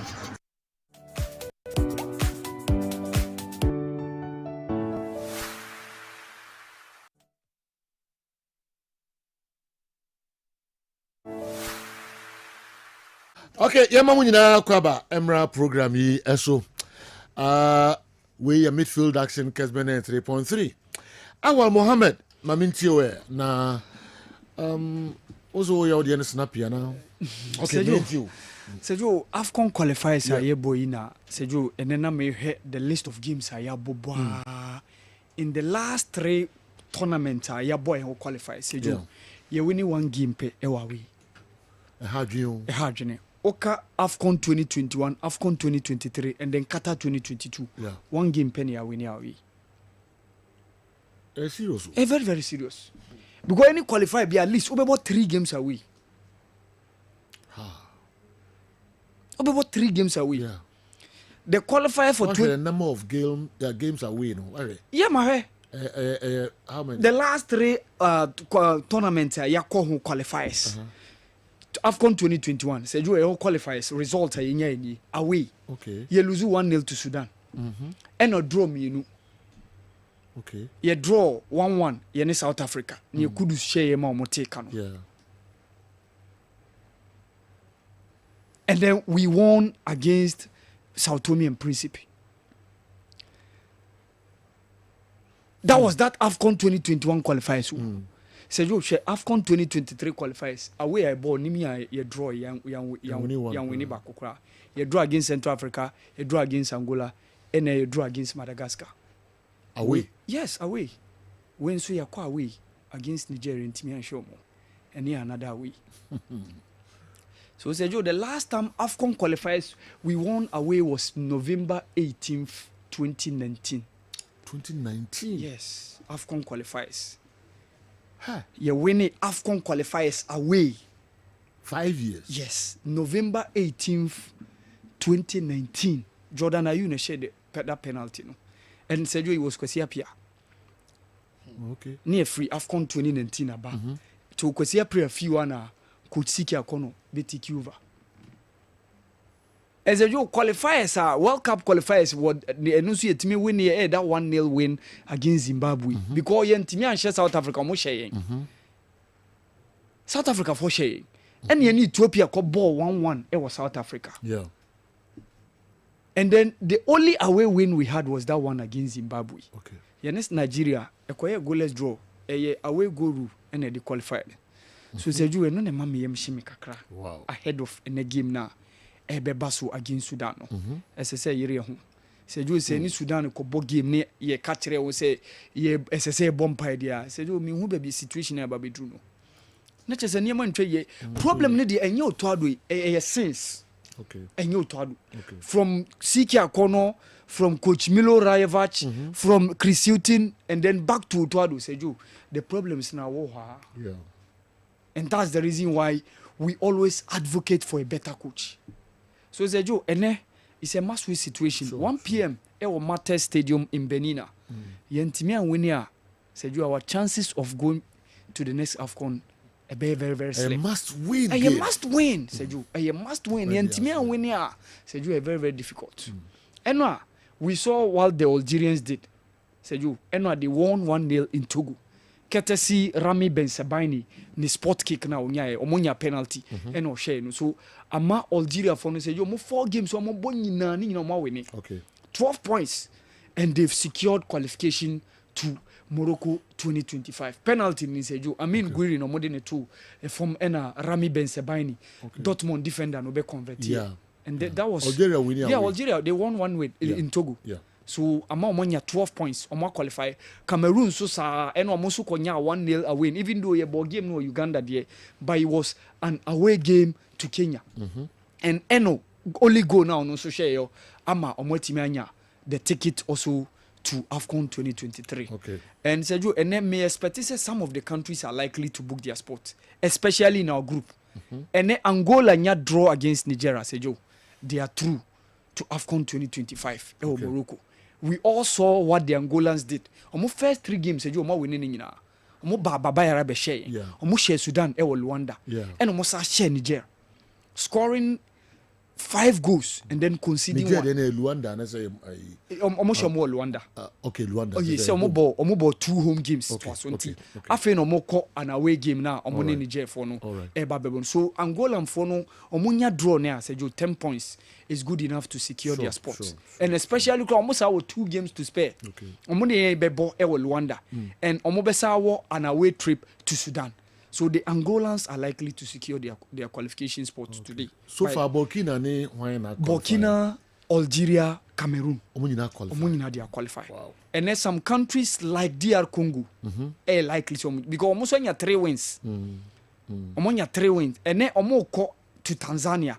A draw is good enough to ensure some be qualified. Wow. Egypt almost when you 3 wins. Omo ko an away game to Mauritania. E won Nouakchott. And almost 9 points, no, omunya 1 point, ebe kan one year tena. Seju is good enough to help them secure qualification. The same also applies to Ivory Coast, Seju. Akomko. Na group Ghana, Sudan, Angola, Niger. Now yes, struggle. Yes, struggle. After 3 games. Yo, how many points? 2 points. 2 points after 3 games. Possible 9 points. You will share 1 goal. Share 1 goal. Out of 3 games. Ghana. Against countries 2 countries omo ball no omo home. No mad no kwa outside their country. Yes. Home away from struggling. Oh my God. So Sergio, problematic honestly. Problematic. And then win at all costs. And then they say boys no. Game no 1 PM yeah. Point ya na just game no yes. Na just by the time say we show no na squad no first 30 level no. Eddie Carbon. So Sergio, it's a game we can't afford to drop the points by the close of by 3 PM they say we should be good enough utwadu omwaye na yenya first 3 points no kwasi apia say no won release Sudan for no omodi bonabaso surprise almost like what you omani omwure mfini da ohia unyenya omwure mu omman ntokwa ekoso ye kontokwa ye kum nipa omuni omwa mo man no mbobo mo man but like what show mo animunyam. And like near Madini so no go so Sudan for Libya. Yes. And a question hotel. Yes. What shop or see refi kwesi apia da. Say AFCON qualifies. Likely says body betimi qualify. And South dia South so World Cup can small okay nka ode ayina na omatso Arabic ni ade akwesi apia din ni ade wo so say geso me no TV so. Am yanhwe. And I went who say but I saw it somebody posted somebody and said you what show money munyampa and said you yen sankai say World Cup qualifiers so omoda so top on top of team and we are adwuma so no nko and your countries 4 right and we are 6 obutuma kaka saka on DR Congo on Mauritania on South Sudan on Togo and Senegal in the group Sudan at top. Yes, or top of the group after 4 games. We're winning Miensa and we're draw back. So Maele, why are you? So Sergio, why I kwesi apia ejuma mama pa. Ghana, I am proud of you. Why are you pa? Ne be ya ne se akwesi apia antimi amagana nkwa afko. Eya se mu who are so Sergio definitely say be Ghana.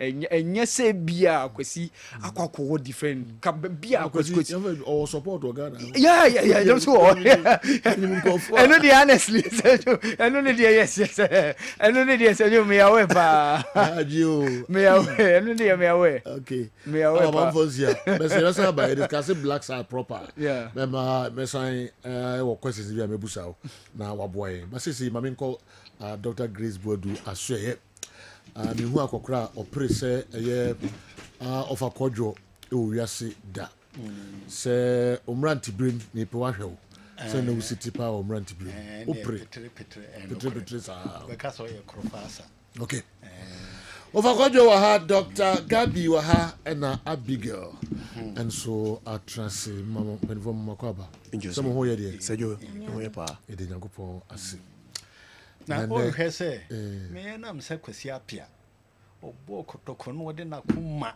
ene ni bibia bo kotoko ni nti ya na me de ba bi ona mbia me support no. Wow.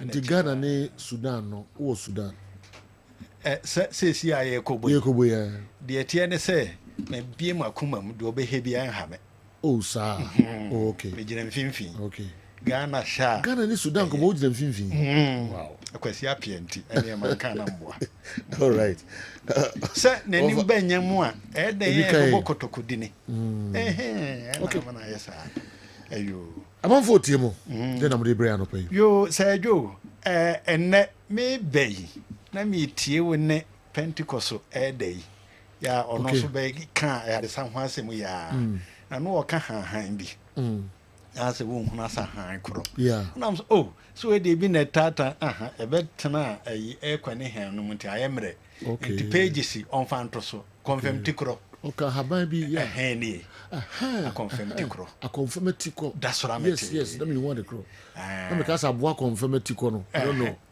ni din so hu se de a confirm na tikro na si aye no sa na ni hip ne flowers yeso no ayo enu nti na ma ye fresh no a confirm tikro na edidwuma so pa de o kanyina aye no kore na sa dokuta no so ne dokuta Grace na sha ase o ya busa no woni no pa dokuta hase wo atwuma kofo odua no woni ne nenam e bia so pitini nyina no aka ho to si munyende na me kura me ba Grace gefete se emfie so ko nwotweni o sa me ade am di ndachi nti de o kan nyina ye no kure na me ma dokuta Gabi nso e de bia to so afa sa ha no eye de be Dr. Gabi now is it common? Yeah, it is common here in Ghana. Sir. It is common here in Ghana. Seriously, who be that? Very common here in Ghana. Now we know scientific name no your friend heliotropium. Yeah. You know. Ba e kwene hen mu na. No flower no we na tikon we. Etikon. Oh. Okay. Once it is a confirm. Yeah. Internet tune dia confirm tikron. And you go science mu say your friend heliotropium indicum. Heliotropium indicum. Ni din eno no. Na juma ye no ancient Ghanaians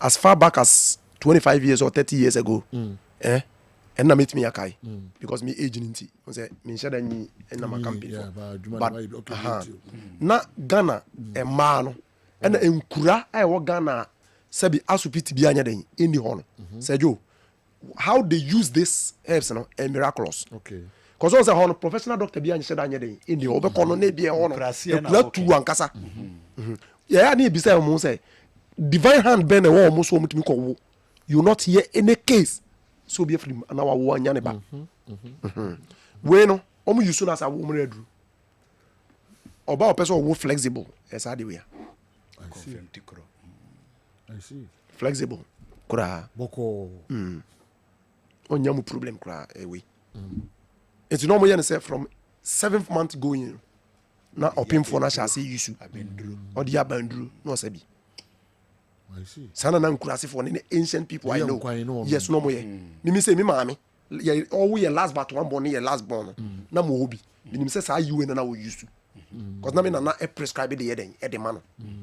So the air can say nature nkasa no. Nature has a lot to tell us about the onye be bri eden e kire. Say jo enya sa de we nko na wa wo e ya wo mre duro. Hwe wo ba grace gift a on. De ntia ye patience no ta complain say omo ba beji sebi awo ye ho anaso omo beji ayaresa we ho no se duru time omo fa nyinsen a omo ko wo a eye mre obi a complain say mre because some of these herbs no we inculcate them or incorporate them in our treatment enwo ni bi wo ho a ekurasa potencies no I see so hu eti e ma obi na wo no ne ya kire say fa because niema bi niema hwe reproductive system na da ho nyankopɔ de mra bata ho nyankopɔ de mra bata ho de wodi e affect no ne wonom e affect no okay enti say aduro bi na wonom a hu say aduro betima nya nsunsuanso on all the organs and the systems na ma wo CPC okay enti obo say grace gift herbal medicine friends herbal medicine bi a ye bi a and say aduro bi e desire bi a no e ya na compound and systemic because compound and systemic as kire say aduro no ye adwuma but kwen fa so training taban mu no e ya na e den e broad etubo say e be mama o malaria duro ba mi ke na wo right nini oh I friends say typhoid but malaria duro na obo se ko yen wadwuma ye nya ne say solely say malaria so was that it may affect it because ye yen powerful to the extent say e be boost immune system to the higher level and e biem hwe sajo ye oni pa bu wo kura ho o ma na duro obo say aduro na wo de ma obi a ye adwuma ma no wo de ma ono a sa ya de kro na wo but obo he no ni de na yesulo ebu obe kom no the immune response to the medicine no all down immune system no respond to medicine no sajo enya aduro we na ko sa ya de wo molecules bi wa aduro num eni ho ahone ne na body no ko select na immune system no enya technique a wo be fight ya de no okay what else here pa but sanity me meduro ya o sanity adwuma ba bi kitikiti aha onko a kofa yes na oko lose match one was not identity one was not identity obi tina sukiti yes ono obeje ho sa yes obu a okoko num bi pe obo lose match sa obu a was send immune system no to the obu a send immune system no to the down it mean your response to the medicine and I got the akosa ya de no it's not about grace gifter ye pe technique bi a sa immune response ne be quicken so that a bit my response to disease your friend say aduro na de akoya adwuma no and ya na bebre ntia se o mo ka grace gift de omo hunu kwa ye fa so desire de you must understand the physiology of the medicine then the physiology of the body nipa bia na dwuma a eye no etwa se wo nipa na wo sa yade nti ase ana aduro no so adwuma a eye no etwa se wo ti ase ene etwa se wo ti telepathy wo nipa bia no ene aduro ne den entem ye waduro bo amede ma wa aduane bo won se so wudi that's what I meant okay ye aduane bo won so wudi a aduro bo won se so wonom in natural medicine no sa detie eti na bo si ya to yade bi din say lifestyle conditions ebi ni BP a great gift ye ho adwuma moyi ebi ni asichire yade ai peja wo system no mu a ye boa ma body na nkasa sesa na ade free mu no ebini sabe nyudwe no de wo de ba enru 1 week na nipa de twa so so original na so yes anya de eka yo de eka wo ko no bebregu bisa won ko bisa wo se e bia time me no de ba wo me ka kire wo be kire time we na me de ba time we na me sorry ye won sa ya de nyina ye hwe won ena biem ema no obu wo wa na nkasa no se me ka de bia yo babu ho a enkwa e friend say enkwa nkasa krampo na wodie na enim oba grace gift oba ya sede ne se twase ye boa ema oba na wodie na ye fertile enkwa bam wonim ye mfa numbers ni bi ntwam sure I think say no mu be better mesro ye wo ohwim sukun kwantana no so ho na ifiri bai ohwim a ye kan enura mehia wo bi a me ne kasa se ohwim a ye kan nyina na adwene ne se kwada so hwimase da bio ye wo kwada so hwimase wo ho ane ye wo ohwim amanfrom asuofia kwan so ohwim ofiri ohwim a na akọ amanfrom na akọ suofia ni nyina bobom Ghana nkuru abobom awie that's what I mean sa kwan no so ne ye ya si sukun kwantanan so sukuu enkwantanan so ho yesite ha wo kan ya ibesiu won sani fa so grace give it wo ha won fa ka biem ana enkran so ye wo new atwemota petroleum new atwemota petroleum ufri kumase kwan so kwa obesi Maase Ben Johnson Maase Ben no afala pass trotro usu besi family love enkwada sukuu mu ho usia eni grace gifete ene hwani mu wo la pass nso a obefa dome kwa bianya trotro no wasi family love sukuu mu ho eni grace gifete ene hwani mu ayade sadie bochu Cello 54 tele 0543 tele 2 32 cello 00 tele cello 30 cello 54 tele 0543 tele 2 32 cello 00 tele cello 30 ana cello 246 0246 518 cello tele 003 cello 246 0246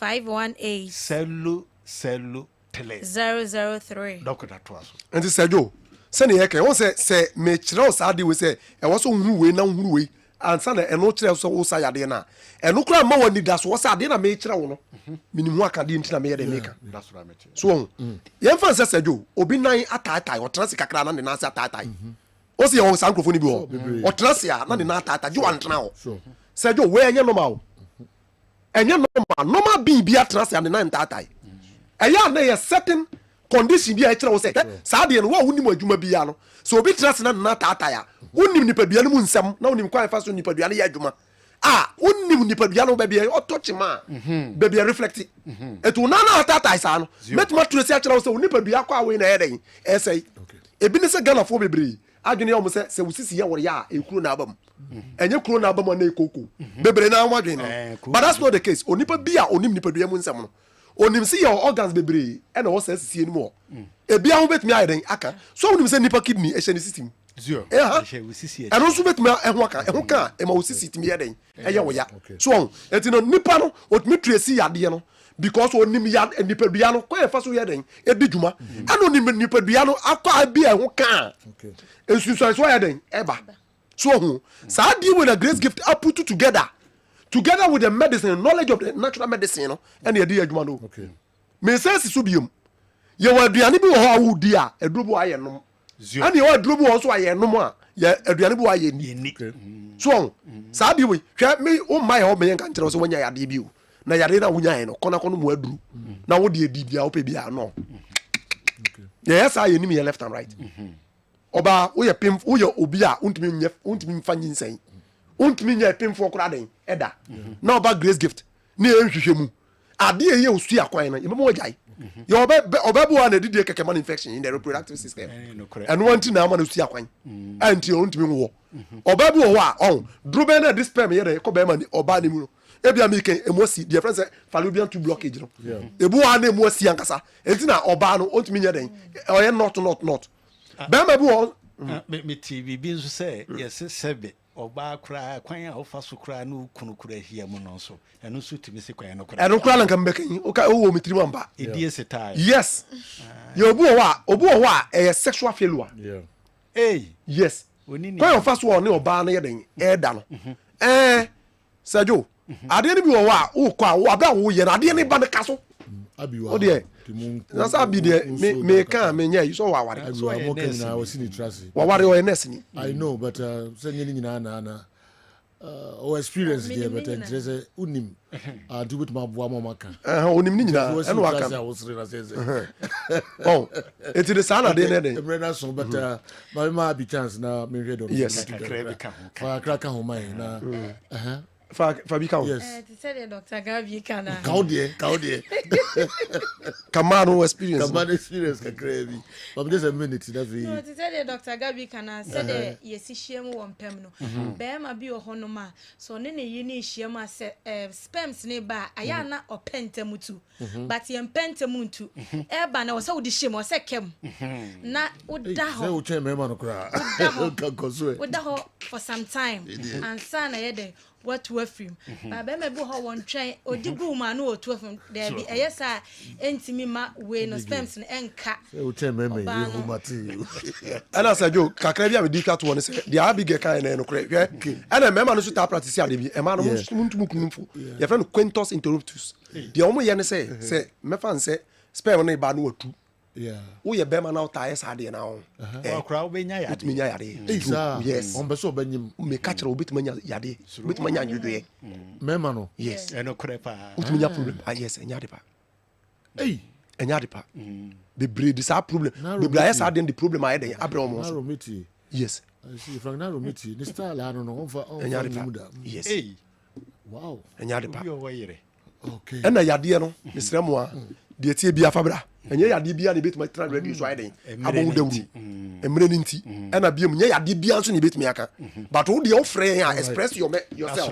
na ye no me na fa how atuen 0543 tele 0543 tele 2 32 cello 00 tele cello 30 cello 54 tele 0543 tele 2 32 cello 00 tele cello Okay. 30 ofra Madam Ase, Dr. Grace Boyd was here, and for Kojo, Abigail, and Dr. Gabi. You better masipa. Me suma abuse or chain me manocra. All right. You must sign more Asia. Mon friend numbers now, Mondia Tudano. Na money or more entertaining and combo. Kessben television, Kessben 3.3, Kessben 2.9 Accra. Emraso Meko a year. Minima dear say Newton Latte, Marie Jata, Aya Cradwa, quickly. Mamin Conde, but before so new Ebebano. My birthday wishes kakra. They didn't kind, mia menyonko brebo. Me jini di se, onosu jimi dipa. Alonso Kobe. Alonso ewo eye 41 super contractor. KNUST trained. Ne hojo se. Ene eye Alonso birthday. Hello? We were so happy birthday. 41 family na esemenina momo anai na me were so happy birthday. I mean unshao ene when you're 50 years. God richly bless you. Na wakuma swadi bia nyankopon omfa emau. Ade ba kuni nyina ye bom paye se okay, but later but you hon komo nyame mwa na onyi umfrim. Bia won sintong a crank to be. I mean, wow. Alonso, happy birthday. Newton Latte, Marija, I remember how quickly. Na, you read the Wabwa no kakra at the brain. Na fe yemi it was studio ha. And the Black Stars match, no, 1 p.m. Tiabeji chunkoma. Ya no see ya na match no, shase. New. All right, Chief. Masomo studio has say na ya na etoni person use general no, but no me call the chief na the Ghana Blaster no be face coach Kwesi PS Sudan side na a big game a ye hye no so say enya game say friendly game and so be na invite yes enkobo game we ya enkobo yi yetimi e sha ye 9 na ye person to call Morocco 2025 for no na che say ye tutu ya na mo no towards that competition. Na se de be ya ye 9 be dru hono no coach Kwesi Apia aba be si anim na de tie nyina so backroom best split all the 3 points afa baako and amo auto so baako and o de baako aka na de amakaf and say na game because say Joe kan enche say 1 p.m. yay enche game no ebeba so. But talk about few things from the Blasters. Is it about tactics, commitment, character? What has been the real deal? Before you discuss the real deal, no table ni Ghana na toso miensa na at this point no Edin pa yenya nhye go anase yenya win game ho o hwe yanim a yene ni Jeffo no win no AW 0-0 ene hye yanim na oba draw ho na o won se draw mienu loss no ba ko ne hye ho goals no ma so far ya hye ba ko na ya consider mienu meaning say in terms of goal production mpo no ya de ka e wo sa regard ho but yenko game no so Nacha say Angola dika Sudan toso mienu on 9 points, 4 points respectively. Osha formation we ya and no na Sudan the real game num the last time omushia Ghana Blasters. Ewo ye kroma e koso ewo Accra Sports Stadium coach Otto Ado so real game no with a typical 4-2-3-1. Elisha Usu Ibrahim Suleiman partnership no with that Thomas Partey it was solid and okay per everybody's opinion after the 90th minute.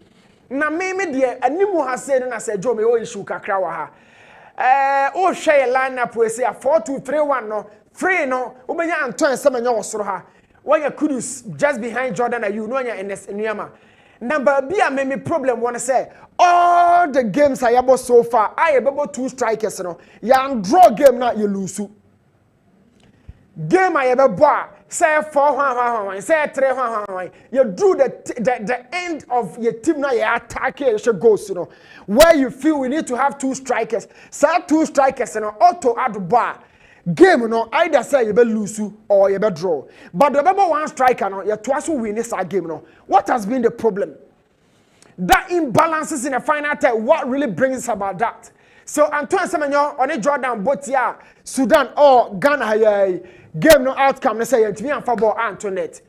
From Coach Kwasiapia, it was a typical free with Saif Thierry, Mohamed Abdurrahman, Ebo Esa.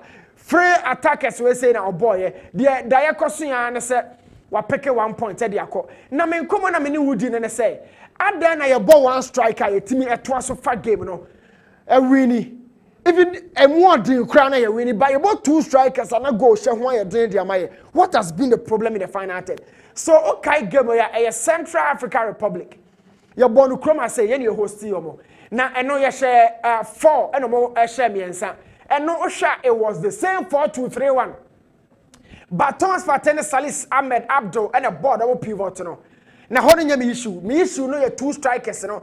Oshani mo ayo Abdul Fattah Isahaku Mohamed Kudus Kamadin Sulemana no nya Jordan Ayupe ya nya Antoine Semenyo ya nya Inaki Williams and ya nya Brendan Thomas Asante only one striker Jordan Ayu and that day no onya hat-trick for Ghana against Central African Republic me say one striker per in a 4-2-3-1 the same 4-2-3-1 edibo Sudan Okroma enche ya Fattah Isahaku position no Antoine Semenyo the ball and no ya the ball air to net kra no na is so difficult. But one striker pair against Central African Republic, we won that game. So what has been the problem with you about 2 strikers and you go the next game so you're winning against Mali.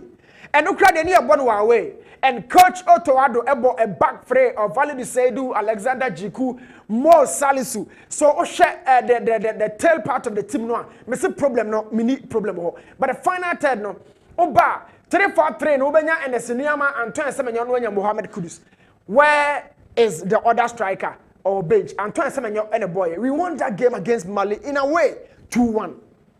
2-1 we won that game. Antoine Semenyo and a boy. So what would the Jordan Kwan boy against Central African Republic? What's that one with the Antoine Semenyo and Kwan boy against Mali? We won both games by a margin of goal. We won both games with only one striker. So, yan twas on the subsequent games, you know, where we feel say one striker player we need to for back on but the outcome will be different. So, share Ghana 4-2-3-1 na bio Thomas Partey at this time and yes Salis Ahmed Eyelasha Usu. Na ne treno Antoine Semenyo Asaba. This time no and ye Kamadin Suleiman and ye Fattah Antoine Semenyo Kudus and Fattah Isahaku na so Osha Jordan Ayu and a LED line but 2 strikers. And at the end of the day, no, Angola a winning that game. No, what has been the problem in the final third? 2 strikers, 3 strikers, you lose the game. No, but about creators more or me and some behind a lone striker. Near twice win the game. No, but about 2 strikers. Now you limited creators in the back. Now you twice lose. What has been the problem? Antoine Semenyo, Jordan Ayew against Angola, we lost that game. Our Ghana. So problem and they say, okay, my son found calling Nigeria and Chebia, Nanu ya money Ghana, your corner, your copy draw. But what was the lineup? It was the same 4-2-3-1, no, not 3 no, but your striker would be not just saying so 3 no, Abdul Fattah Isahaku, Mohamed Kudus, and Antoine Semenyo. Semenyo ya dewa Inaki Williams LED line, no, 2 strikers, Jordan and Mahase. So Antoine were out wide on the left channel, 4-2-3-1. We drew that game against Nigeria. What has been the problem with regards to the 2 strikers? LED team no. So my question back come Busan say, Otto Addo back to Sudan. Our Ghana Semenyo, our trainum, our partner Jordan Ayew, and Kwasa the pen. We also drew that game just as we did against Nigeria. Now we are here, Otto. What is your plan? Going into this game, our plan is 2 strikers or 1 striker. Now, number 1, the major problem we faced as a team yet the finishing part. Finishing honor. From open play, from set pieces, whatever we do, opponents know the chances of getting out of the danger. If you the ball to do attack, we haven't really been gripping down opponents and say a creative chance in one. A cardania more our chances in them. Sometimes it is true. Some of the opponents will be keeping more bodies behind the ball. They try to allow a defensive structure prevent here from scoring. But it took the big yeah, then your defensive structure. and yes solidity by the opponent sem yeah kasa your proficiency and I say you call it and I boost out home questions. So may highlight areas be at the actual and why we should be very, very, very articulate in the final third. The kind of chances I said no. Yeah, na another day. Oh, how Angola for no and a Central African Republic for no structure. And this is Canadian Sulemana on Kwane now. Space in the more be diamano. Born in a damn fino. Kama Kabon Fatum.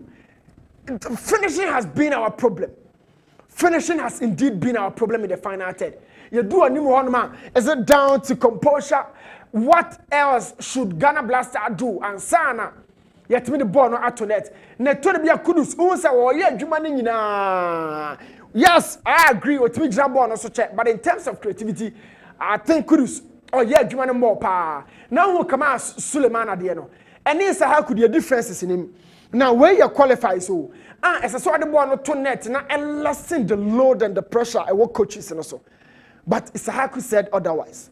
Yes, it told me a share. But I'm saying, near more, your team anymore. Gone are the days we keep saying, say, Andrea, you about to baby jet, more bien can baby jet, Bacako come on to net. Wakas Babatum against Algeria, baby jet, Bacako count net. Oh, against USA, baby jet, Bacako count net, Kodjasamoa, or by releasing. What has been the problem in our final third?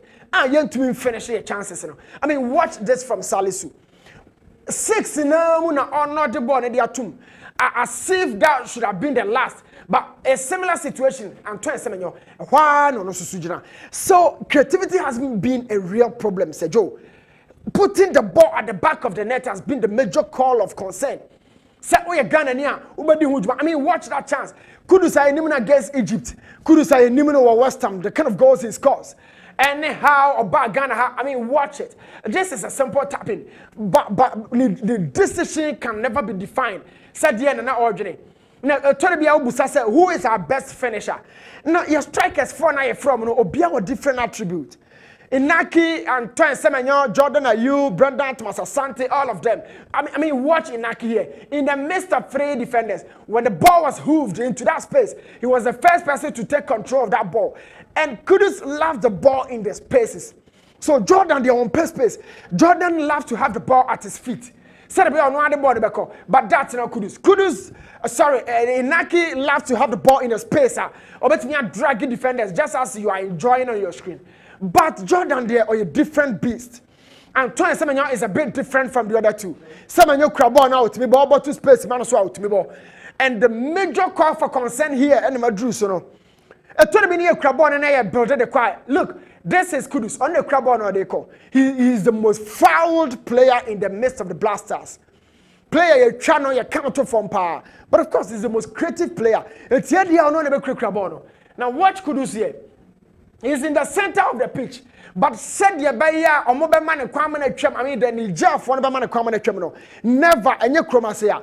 About Tassono, at Chini Justino, at Tagano, about any other. And sometimes the money is danger. And said, Joe, you lose some ball and say no opponents quickly or trust or back counter. But could the situation here can ye or much more pa. Now, maybe problem here, they are to Libya. Yellow some ball in the final third, how to recover the situation. No, my back counter yet, a ho and I said no. Oh, say about it or head you. Kudus wanted to create something out of nothing.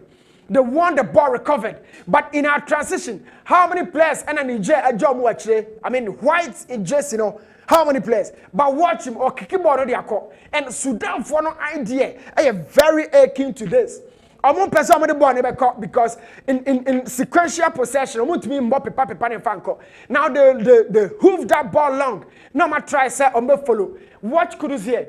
Mature against Niger. This is Central African Republic. Every time he stays in between the 2 lines of defense, the midfield and then the last line of defense, the defensive structure. Kudus, I want to find a ball. Now a foul ball no no or more man caught that. No matter not to form. Every player be a no at the net of form a possible a year so. And so Kudus. Now Kudus they will lose the ball now we are sometimes Messi more the creators and Kasana or Zilin yesterday or lose the ball now. Other players now have to come in bond more pressure zone so no much ball in your mind. But se Kudus crab ball na your channel or your tasana the net of form quickly near who they are carrying now. Oh, shut TV now, say Gucci. But good as at the bottom, quiet and keep. Now to me, why can't you also recover structurally? Not your Lusubona and no. I mean, watch that 70 pass Iada from Condobia, Central African Republic, and Louis Mafuta did the superb job. But could Lusubona in the final third? I mean, creators will continue to lose possession. Not that you have to impress it. And then why can't we keep the pressure? So in turnovers, why are we so weak? In turnovers, just say you crab on near pass near lose the same one and one on your and this is so close to the position third. You lose one at me recover, but we are not recovering. Go now, say we lost the ball and considered in the same sequence. I mean, why can't we stay like this? It's born a cry and the question says, I can't one defender pet for Chiriku, not born or the continent. And we are not playing against some of the big boys on the continent. Central African Republic 4. And Angola 4. We keep saying it's a board will be developing. But why can't we stay very collective? More structured. I mean, watch it. And Central African Republic, but we cried in a partnership. Jonathan Mensah. I mean, these were the last days of these two guys. You lose born one Midfield pet. Why does it happen that often? At least Guinea and go post room, but the sequence of possession loss, almost the same thing. Watch your back four. Now, may highlight back four natural. Understand the spaces between them. Space is rich, I say. Every time, no nipa me and Sunny won't feel here. They are three midfielders. So in a typical 4-3-3, 3 attackers, 3 men in the midfield. It's midfield handing you lose ball. This is the zone. But the spaces between the laterals, and Dino, Emua, and the 2 central defenders, almost stay narrow. But the secret code here, they say there's one player standing very, very close behind the 3-man midfield. And in the situation here, critical. Are they taking notice of his positioning? Who is taking care of him? The spaces, the half spaces are too wide. Said the way you consider counter no ayen to me and narrow no. I think na komo de mo kwa join it na you lose ball no. Who is taking care of him? 2 central defenders or the 6, Is it down to the DM or the 2 central defenders? Now okay you know ojina nipa me ensantem. How is that different from that of Jiku and then Salisu against Louis Mafuta? Mafuta the onya ball Condobia bottom with 70 yards. Part of fire, and it was very akin to this one. And also Lusubono here. So Otto, I am asking you, say Lusubono in 10 overs, whenever we lose the ball, how do we then recover the situation? And one say you consider the 2 central. Why did they switch off with smooth ease? I mean, you got the goalkeeper exposed. So Otto, you should work or structure a lot of cracks. But I don't make say you so anya play or crab ball no African game no a blended with physique and technique. It is our technique in Kwana, forget yourself. This is Kudus in the midst of about 3 players from Sudan. It is a Baba Idris want to fan call pass Konachi. Elisha also have a pass call laterals and Hobabi. But Kudus has to do the take-ons or dragging the power 1, 2, 3. And this was the chance now in Nike Williams. I say no. Now Mariam show kakra. Apart from the Palmer highlighted the Atrono, there is still the back 4 intact. It's a back 4 now, but Kudus has to work around these guys and send our connected strikers. Busa say strikers in the door say the better be born a Kudus Zekoi. The real deal is that Kudus and Timmy and Kenya lose born so then opponent when your chance of question. Shanipa good Kudus so a boy cry to be Tini Jesse. But he is the most creative player to opponent to be a market. But situation is in here too. They were creating a team share. Now, one team creating a lose ball no ha. Your team recover ball no and answer opponent and do team kokosha. This has been the case. And to Shannon Chain, and if me and send the closest player to him about almost about 20-meter distance away. It's your lose ball no ha na counter pack and comfortable back and one no near consider. But watch the space here. After so dribble holding on to the ball, showing a lot of strength and resilience. Got that ball, created a great chance. Near Sebon, on another form, I say no. A Cabana Toneta, it gives him another level of energy. But when you do a chain, and an American says, I want me and farm money, is in a Joe Hossoswa, we will concede. The problem now is nobody should ever think say your new opponents for any be bar or creating chances. They've been creating chances, and so did Sudan. Sudan first creating chances were Kroma and Angola themselves. Opponents also creating. It will be hard worker. An opponent no any chances can say. An opponent no any chances can say. But the major reason for our problems are the kind of fouls we commit around our box. A dangerous situation that we need to deal with. Penalty na ya na tori bi ase ya consider no. Tori bi so na foul around your box no. These are all the most sensitive zones. I will deal with situations so I careful. Watch Jiku, ya the Central African Republic or ya foul no we ya. And I Louis Mafuto obejina chin no boshe net. Smooth and a bob no the to net. Now my cancer should be say, oh right so be foul or park and so be but the time be or no more akwa no some decision, and we did this same thing against Sudan. And so should be a committee foul no anybody be our body no. This is the zone. You could area. And what I am about to show Otuado ne say every time no say Bonnie Koswa this area no against Sudan we should be very very circumspect in dealing with certain situations. Auto add the fouls now boys in the committee no area had the Sudan for number higher. Now one thing can box in Muna or Shaba Kodia or more close to game no. So watch and stay very clean around this zone. Area we should be quick decision makers. In the box we should be so clean. Area hana Louima futa de shene de no. Ahaya Sudan no Accra Sports Stadium. Omoso benya ba ko a car de ni biba mu Atisgi had to rescue the situation for us. But the yemi hu say after Atisgi yi ball no you can count about 4 players or 3 probably. And yet players no biage na ho. Obiage na ho. Sudan for no moment rush e ko second ball na ball. I mean, we should be quick actors on the field. 4-3 players, Jikunkwana yino, Obia Kabiage, a very similar thing to Kudus, Nigona Koyasha Yanshano, no Biage, Besi. I think he's Ginyan to form, but on top of my he loses his 14. Nabona Babadaho 50-50. 3 opponents or 4, and a general 1 player pen reacting. Why are these guys so timid? Why does it repeat itself? Otoado, your qualification there. It's the last of the bullet at the end to me and may say your qualification, you know. Ya kosemi ya JGBA ko final ne adia afedi ye nkon ko hwe hobi. The question ntimi hwe.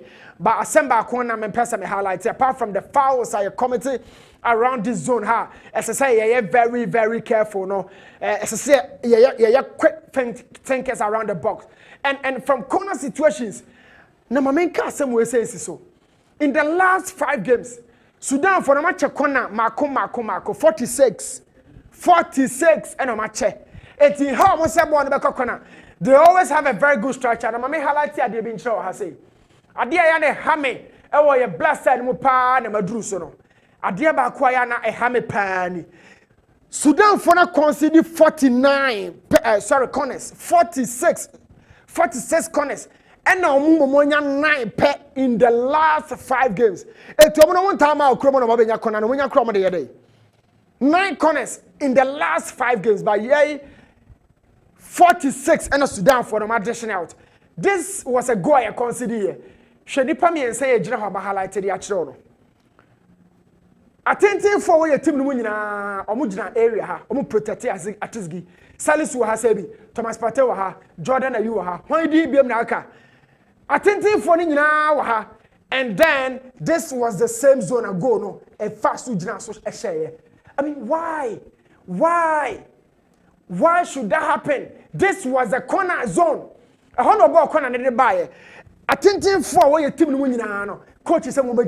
Jordan, they protect us at his gi. Patena instructions on a salisu. Or Bokon and a bar or mommy and son anymore.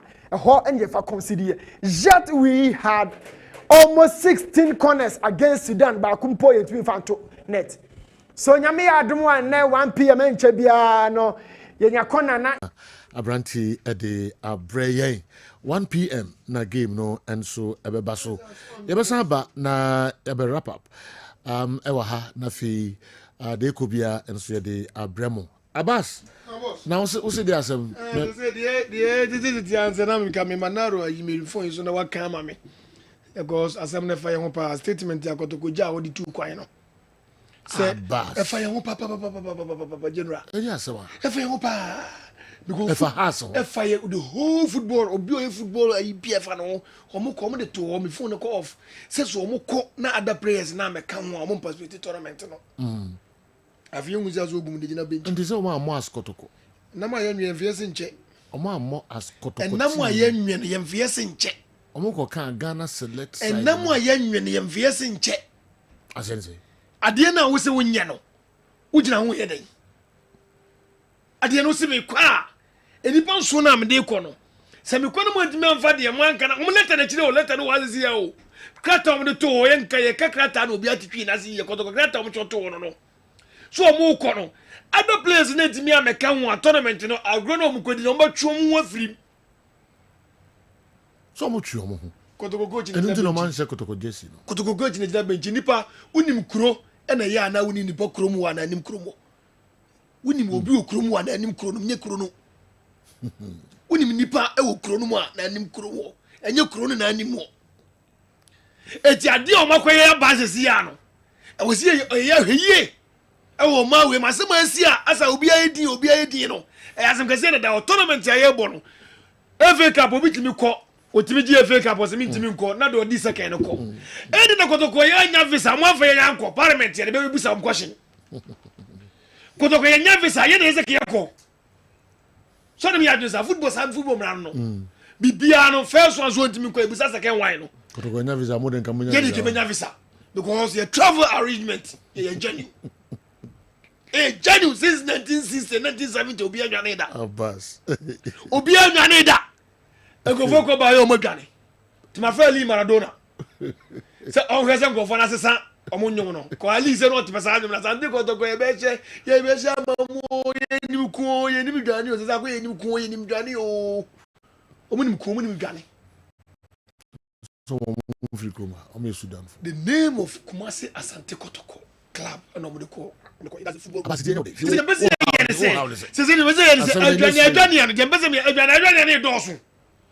yenim de kire besi wala ta ko no brand ye twa via bitaki mom go megane o megane be fazia o megane be kwaba ko brand ye wi ya de we ya da wo mi bala sa kitu asa o ajana jani ne do so mi ensani o hebet me se obi dwane na na bantu an obi dwane na na binganzo obi esa dwane yen ko si da bai se o ya na kata supporters e na wo kra ka be dwane America for record se o duru won man ne de be resuve visits na wo kra ka be dwane ne resuve visits no kra na America so mu swatwi no nim America ma so swatwi o de me kwa ba mo aso mo report o mo ho omo abeko na se ngofo ni bolo ye ko si ye bia no mo abeka o ka omo dabi asem na si ni kotoko nko na atu no se ngofo ni bolo omo low season no so na ngofo ni to ba se omo dubless na omo ja kotoko ngofo mo adene da o jenu anya sam ke to da ho sa no o de wai ehu cha afodabo unim Ghana brofo ehu pa afodabo so na do la di akire Ghana brofo ehu pa Ghana pa te se kotoko ya afodabo so na do la di akire babinko MC opare ho ova educhumwa ensem kakra emfa emreye educhumwa Herbal educhumwa bitters and educhumwa malamix enti ana opare ababetra Ejapare ma yinti we dey now dey bre na. Kan compare mam kwan kam the Black Star starting 11 ni ma. Yenko hu hia pa yenko. MC opare ida. Van kam ma nyane tew na yenko. Asemi ade by say from 10 aircon and 15 aircon ma be 10 and 15 aircon no. Anka udware anka what people na to opreko. Only private. Abranti opare nanka edware a ngondeka kejeti agwa ni wa dey me do have problem udina kejeti nanka udware ho inya so be wura dwaye kra MC opare MC ka opare Sergio there now they bring Black Stars starting lineup ente narrow the beba me and you me da CP ye gbowura mu o Educhuma Herbal Clinic and Industries na de tie nie ene yare adoso Ghana yare titi nipa ewiase o yare mienu no wiase your celestial disease or sickness any or celestial honhom ne wonam de but who would the end here oko Methodist na Rural House of Faith Ministry Empire ebeko nemo wonamu die na eku tetewu eja ni padua so ebu ni padua ni mfumpa atwa nagu no eno na doctor educhuma any professional medical expertise dabi entra mayare nkum because ene mochirema afo nyina akọ strike ene woko efunkura no wahunu amane ene tu padu papa wonuma ebetu yade ase na mabiem forever and ever ma onsanka educhuma nu papa yi na de edi kan eye educhuma blood tonic ni eni moja mu aye fi ni eni moja ada ni eni moja no kwasem nie ase emoja ntimi nya adwuma se ne ope amani ntimu abubo apasisi amani padua na wode ne wo tesu hunu amane woda wona wo sori abuei wo ginu abuei ni moja ne nya adwuma se ne ohwehwe na onya duchuma blood tonica ewuru moja ne mu ye di congestion national sanitation ema moja no emuda fine eso ne su yifini nyina no kwasem ne se eso ne su sa yifini nyina fiwo ema moja na abubo aponi nyina di afusane a ni padua ne nya woden ema da ne da nyina wutumi kwa adwuma eba na wutumi kwa no kwasem ne wo da wo na wo nya woden obu a woda na wodidi a enidi enye yie sanse moja no enye adwuma se de nyankopon de dum no wonya educhuma blood tonica esiesie ni padua ni no na wuru moja ne yimu fi na tuma mu wadidi ya buafuma na woni padua na ayefa ya kona eye educhuma blood tonic loss of appetite and general sickness. What you need is very simple as ABCD. Eye educhuma blood tonic NACC ni padua no moja no ebie ntinim amane kwase ni padua na yetitiriti aye bare se samra boy plywood no aye very flexible na what medidi ye eye educhuma blood tonic ene beboa wo asiesie ni padua na awode moja no ene undandua na aye mre no wonya bia ebeboa de edikan no de to sumienu ye educhuma Herbal bitters or capsules. Educhuma herbal bitters or capsules. Educhuma herbal bitters or capsules. Dear Tierney, Ebsiafuni odofo Coco Adane as a majua. Eshisha man for yem, ebi shisha enipato, ebi wonipa minim, ebiama a man for niso and prekese. Or kind Bible won't mean kind Quran, won't mean kind graphic, pepa chopi. Koko bia esa wo minim ema wo kwa minim benkuni nifa ema wo to sebi okọ washroom na sebi ofacha me okọ toilet to a wo chima ase moja bi papai wo to e pacho pinkoye opre han ma onsanka educhmu a herbal bitters or capsules ene tutu koko de adidi ni padua nim ene de wona bonti nyina mo adon pepkope amama bi adore srade e wo ni padua no ebetwe ni nyina agu usisimu emuwi wo mu ka wo no wonya educhmu a herbal bitters or capsules onyankopon chade cocoa pearls and hemorrhoids etu ase forever and ever constipation ama oyematim wontimi nya wonai na oyembom kroro gas agira woyem wafu ya na ye kese sabio wafu no woti kumase ne nugu wadwam esa na kwa ha adwen wonya educhmu a herbal bitters or capsules a mama papa me dof me this year my brother my sister Alhaji na Hajia also for any imam trotro driver taxi driver blam mate Taylor sister passenger wonya educhmu a herbal bitters or capsules a constipation yamtim eyefruo efu a eye kese emana twen flat mwetima bobet aye breathing kama ni nyina ye educhmu a herbal bitters or capsules woyamutima eja utipa migraine ema oni padua no ye bisi basa wadidi awukra eye den dani da nyina no wafu ekapu gas ejina woyam na yemu bom krrr esu sebi wonyem wonya educhmu a herbal bitters or capsules a Coco etu asiye eyamtim etu asiye geto su oba akwa fichira entimi meye na etwetwesie moja no amwayase ewewu eba 3 days 4.5 days eba 5 days 6.5 days instead say to me ba 7 days menstrual flow ne baye no nya irregular menstruation anas nya menstrual pains emwayase edwan se ebasa abusuafo ni adofo me sisters ne me maame no ema won ye de enye fiefo wo si fia bayifo ne ntima me ngo ebi won sa de nemu omom ntimi ngo no se wawode no se wa frichi ko ne emmayi a ɛma wawodie no ano yɛ den na ɛyɛ den saa no abusuafo ne adɔfoɔ it can cause miscarriage in women ɛma ɔbaa wo pɔn ɛma wawodie no ano yɛ den yɛ baree na nya adutwum a herbal bitters or capsules no mu a ebie wawodie no ɛma mu yɛ mmerɛ wo susu a onyankopɔn kyadeɛ wanwo ahenasa ɛntafo kama pa ne nyina yɛ adutwum a edu papa de be dwema so herbal bitters or capsules me pachopi se bitters ni onyoa unya capsules na ne nyina badwuma on the same platform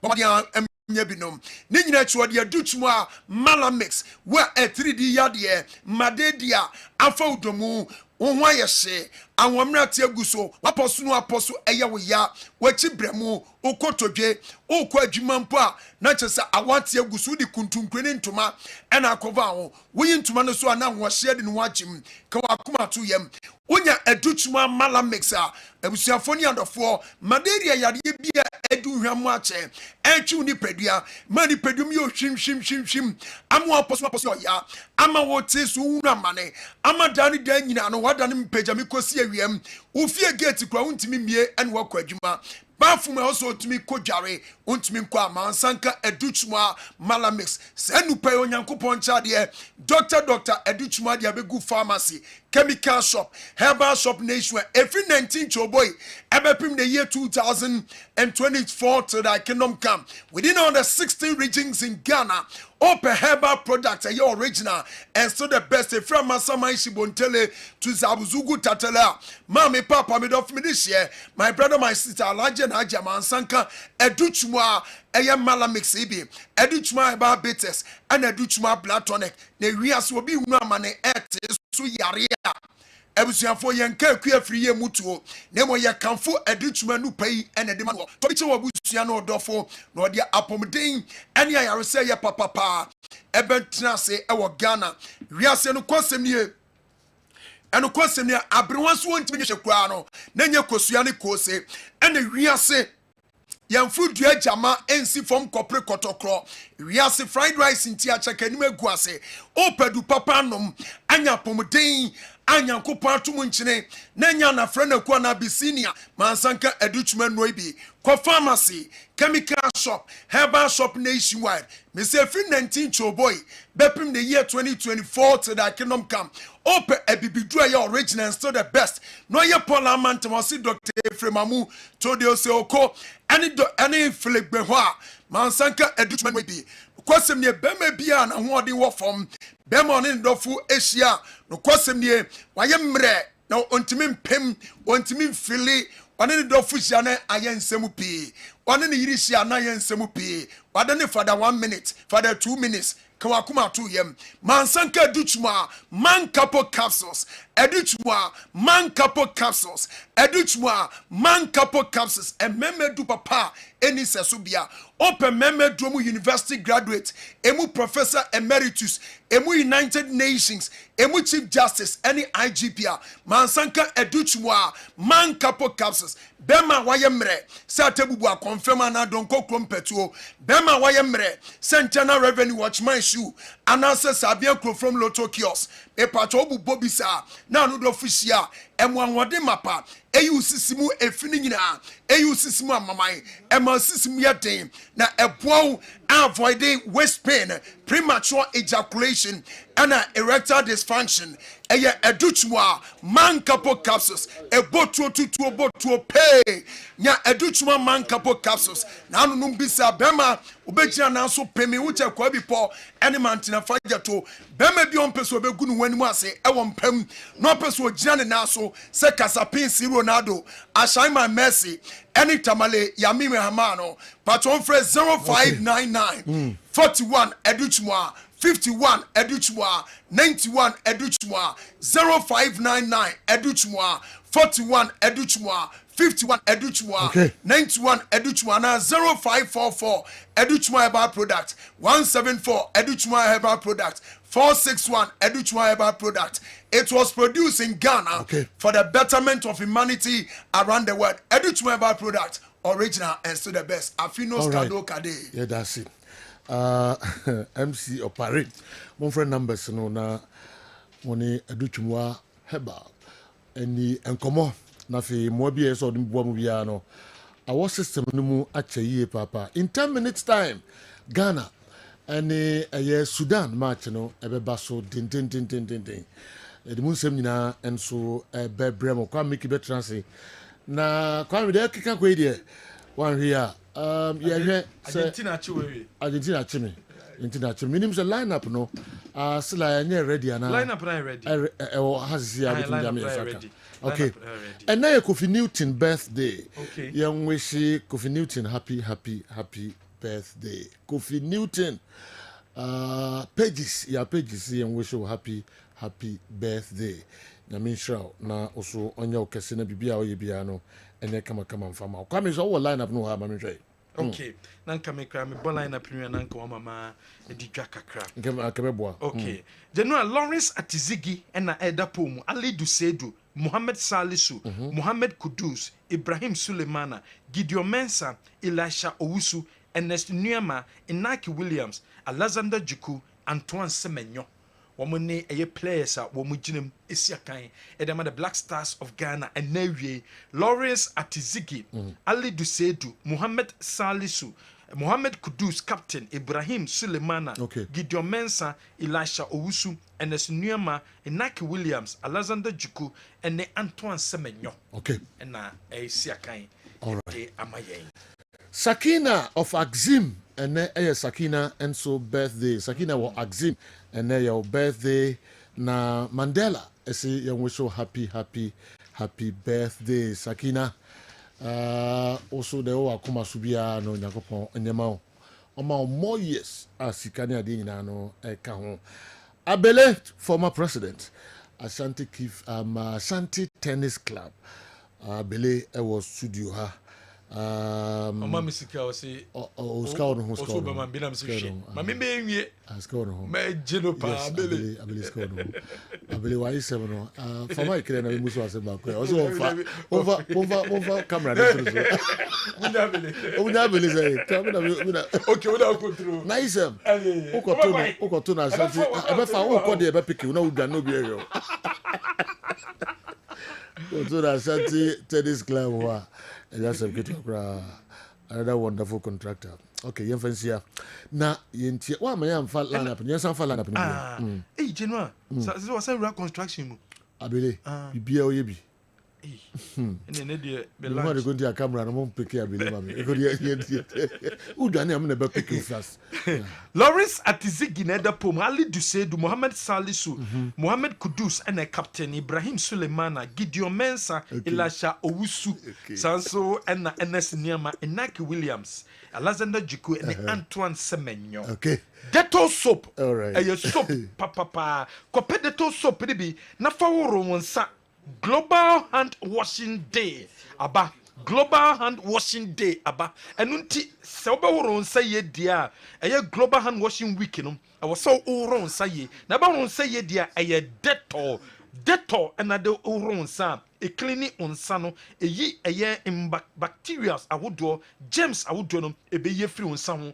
e de amount wo bia upese osua se de yesi eye training se de yesi etwi eye forklift anase excavator wheel loader anasa plumbing training and na pese okwa opportunity na ba e de amount shene so me se obia wo pese usua se de si etwi forklift car excavator ni bi wheel loader anase plumbing training and na pese ya RTM services and training center e de dwumedie no abaso e 3 weeks training and na ye ba be trainu e wo kasi Sofolai kasi ye be training for forklift no na fe Sofolai excavator no and ye be training and so e wo hom training obeso kobia 100 Ghana cedis per incline so La Paz Newtown filling station no and a dwumedie no koso dende to perform senator 100 Ghana cedis we obi a wo be so sua forklift etwi and excavator and a be so sua etwi wheel loader and a pessoa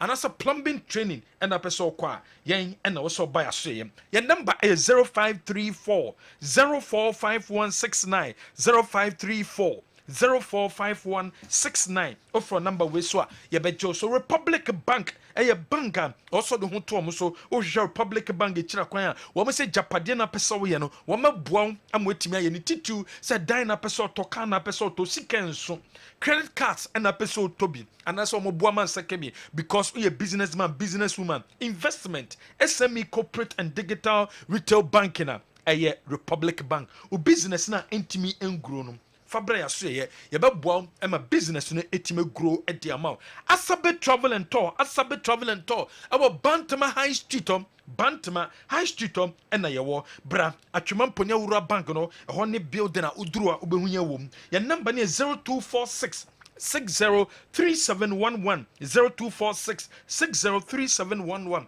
Dubai trip no ba be koso Dubai ne de wo kɔ wo ba na utia usika uyo bia person kwanko single and a person $1,649 $1,649 with airline ticket with hotel with breakfast or visa round trip airport transfers desert safari and now marina cruising and a person come half day city tour ni nyina no ehembi enunti $1,649 sounds on a double occupancy no and $1,899 enunti Dubai no e wo so timi ekobi Tortina 74 dropa wonum Tortina 74 ni bia ebeboam num Tortina 74 ni bi na ndi kan boost immune system no e boost immune system ni wie wo bia wo kidney problem wo liver problem wo lungs problem wo eye problem and na so bia wo HIV ebe soso anom ebe boa ye and na so COVID or fibroid or ulcer Tortina 74 your number is 0246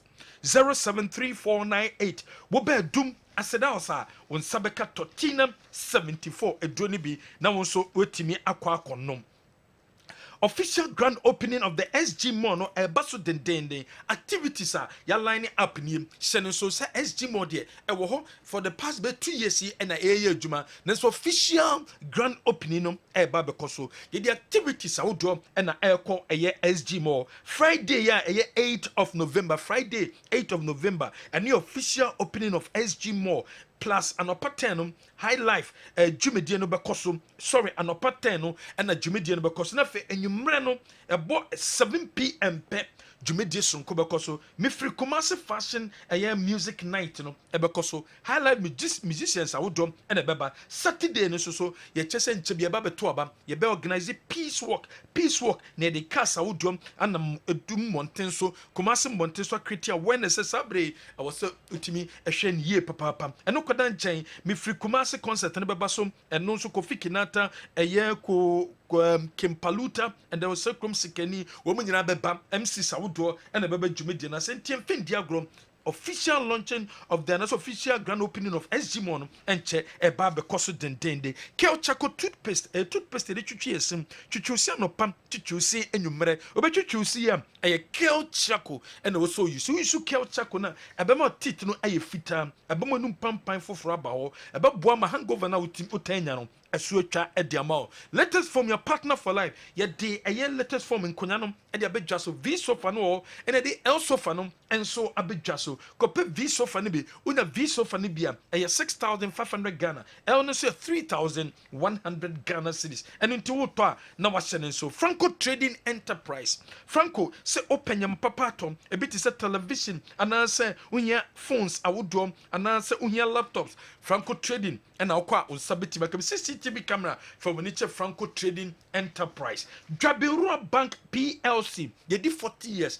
Dwabirua Bank by 1984 and a Dwabirua Bank by a fisa 1984 eduye ebesi sabre ye dwumedi awodom and ye timi edi o enunti we open bank between no to am so a ye Dwabirua Bank PLC savings account current account dachinti investment account shares and a person to and answer a fixed deposit open loan interest in form money transfers microfinance VIP collection services a free and a cash collection during funeral okoye ye wedding a sorry harvest and a baba be discount and that's susu and manage your problem Dwabirua Bank Limited your number is 027-140-9340 Ghana Career and Migration Fair 2024 eba bekosum and the 16th and the 17th of October our Golden Bean Hotel. The here so be register. Registration in Ghana European Center, Facebook Ghana European Center, Facebook no akwa register. O register we are will be a page jumaye. O juma no kan juma no koyen fama. Obi so we juma person mo bi ye juma ni bi.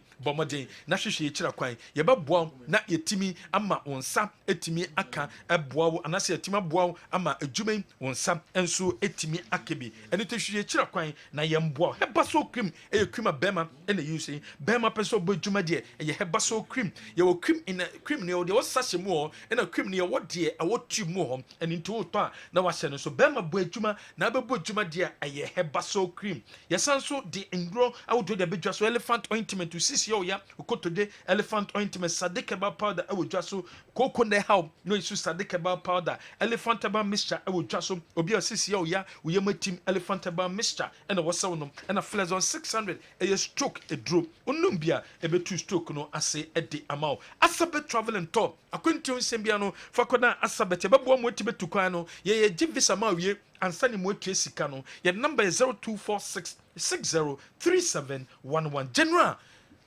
yemfa insiha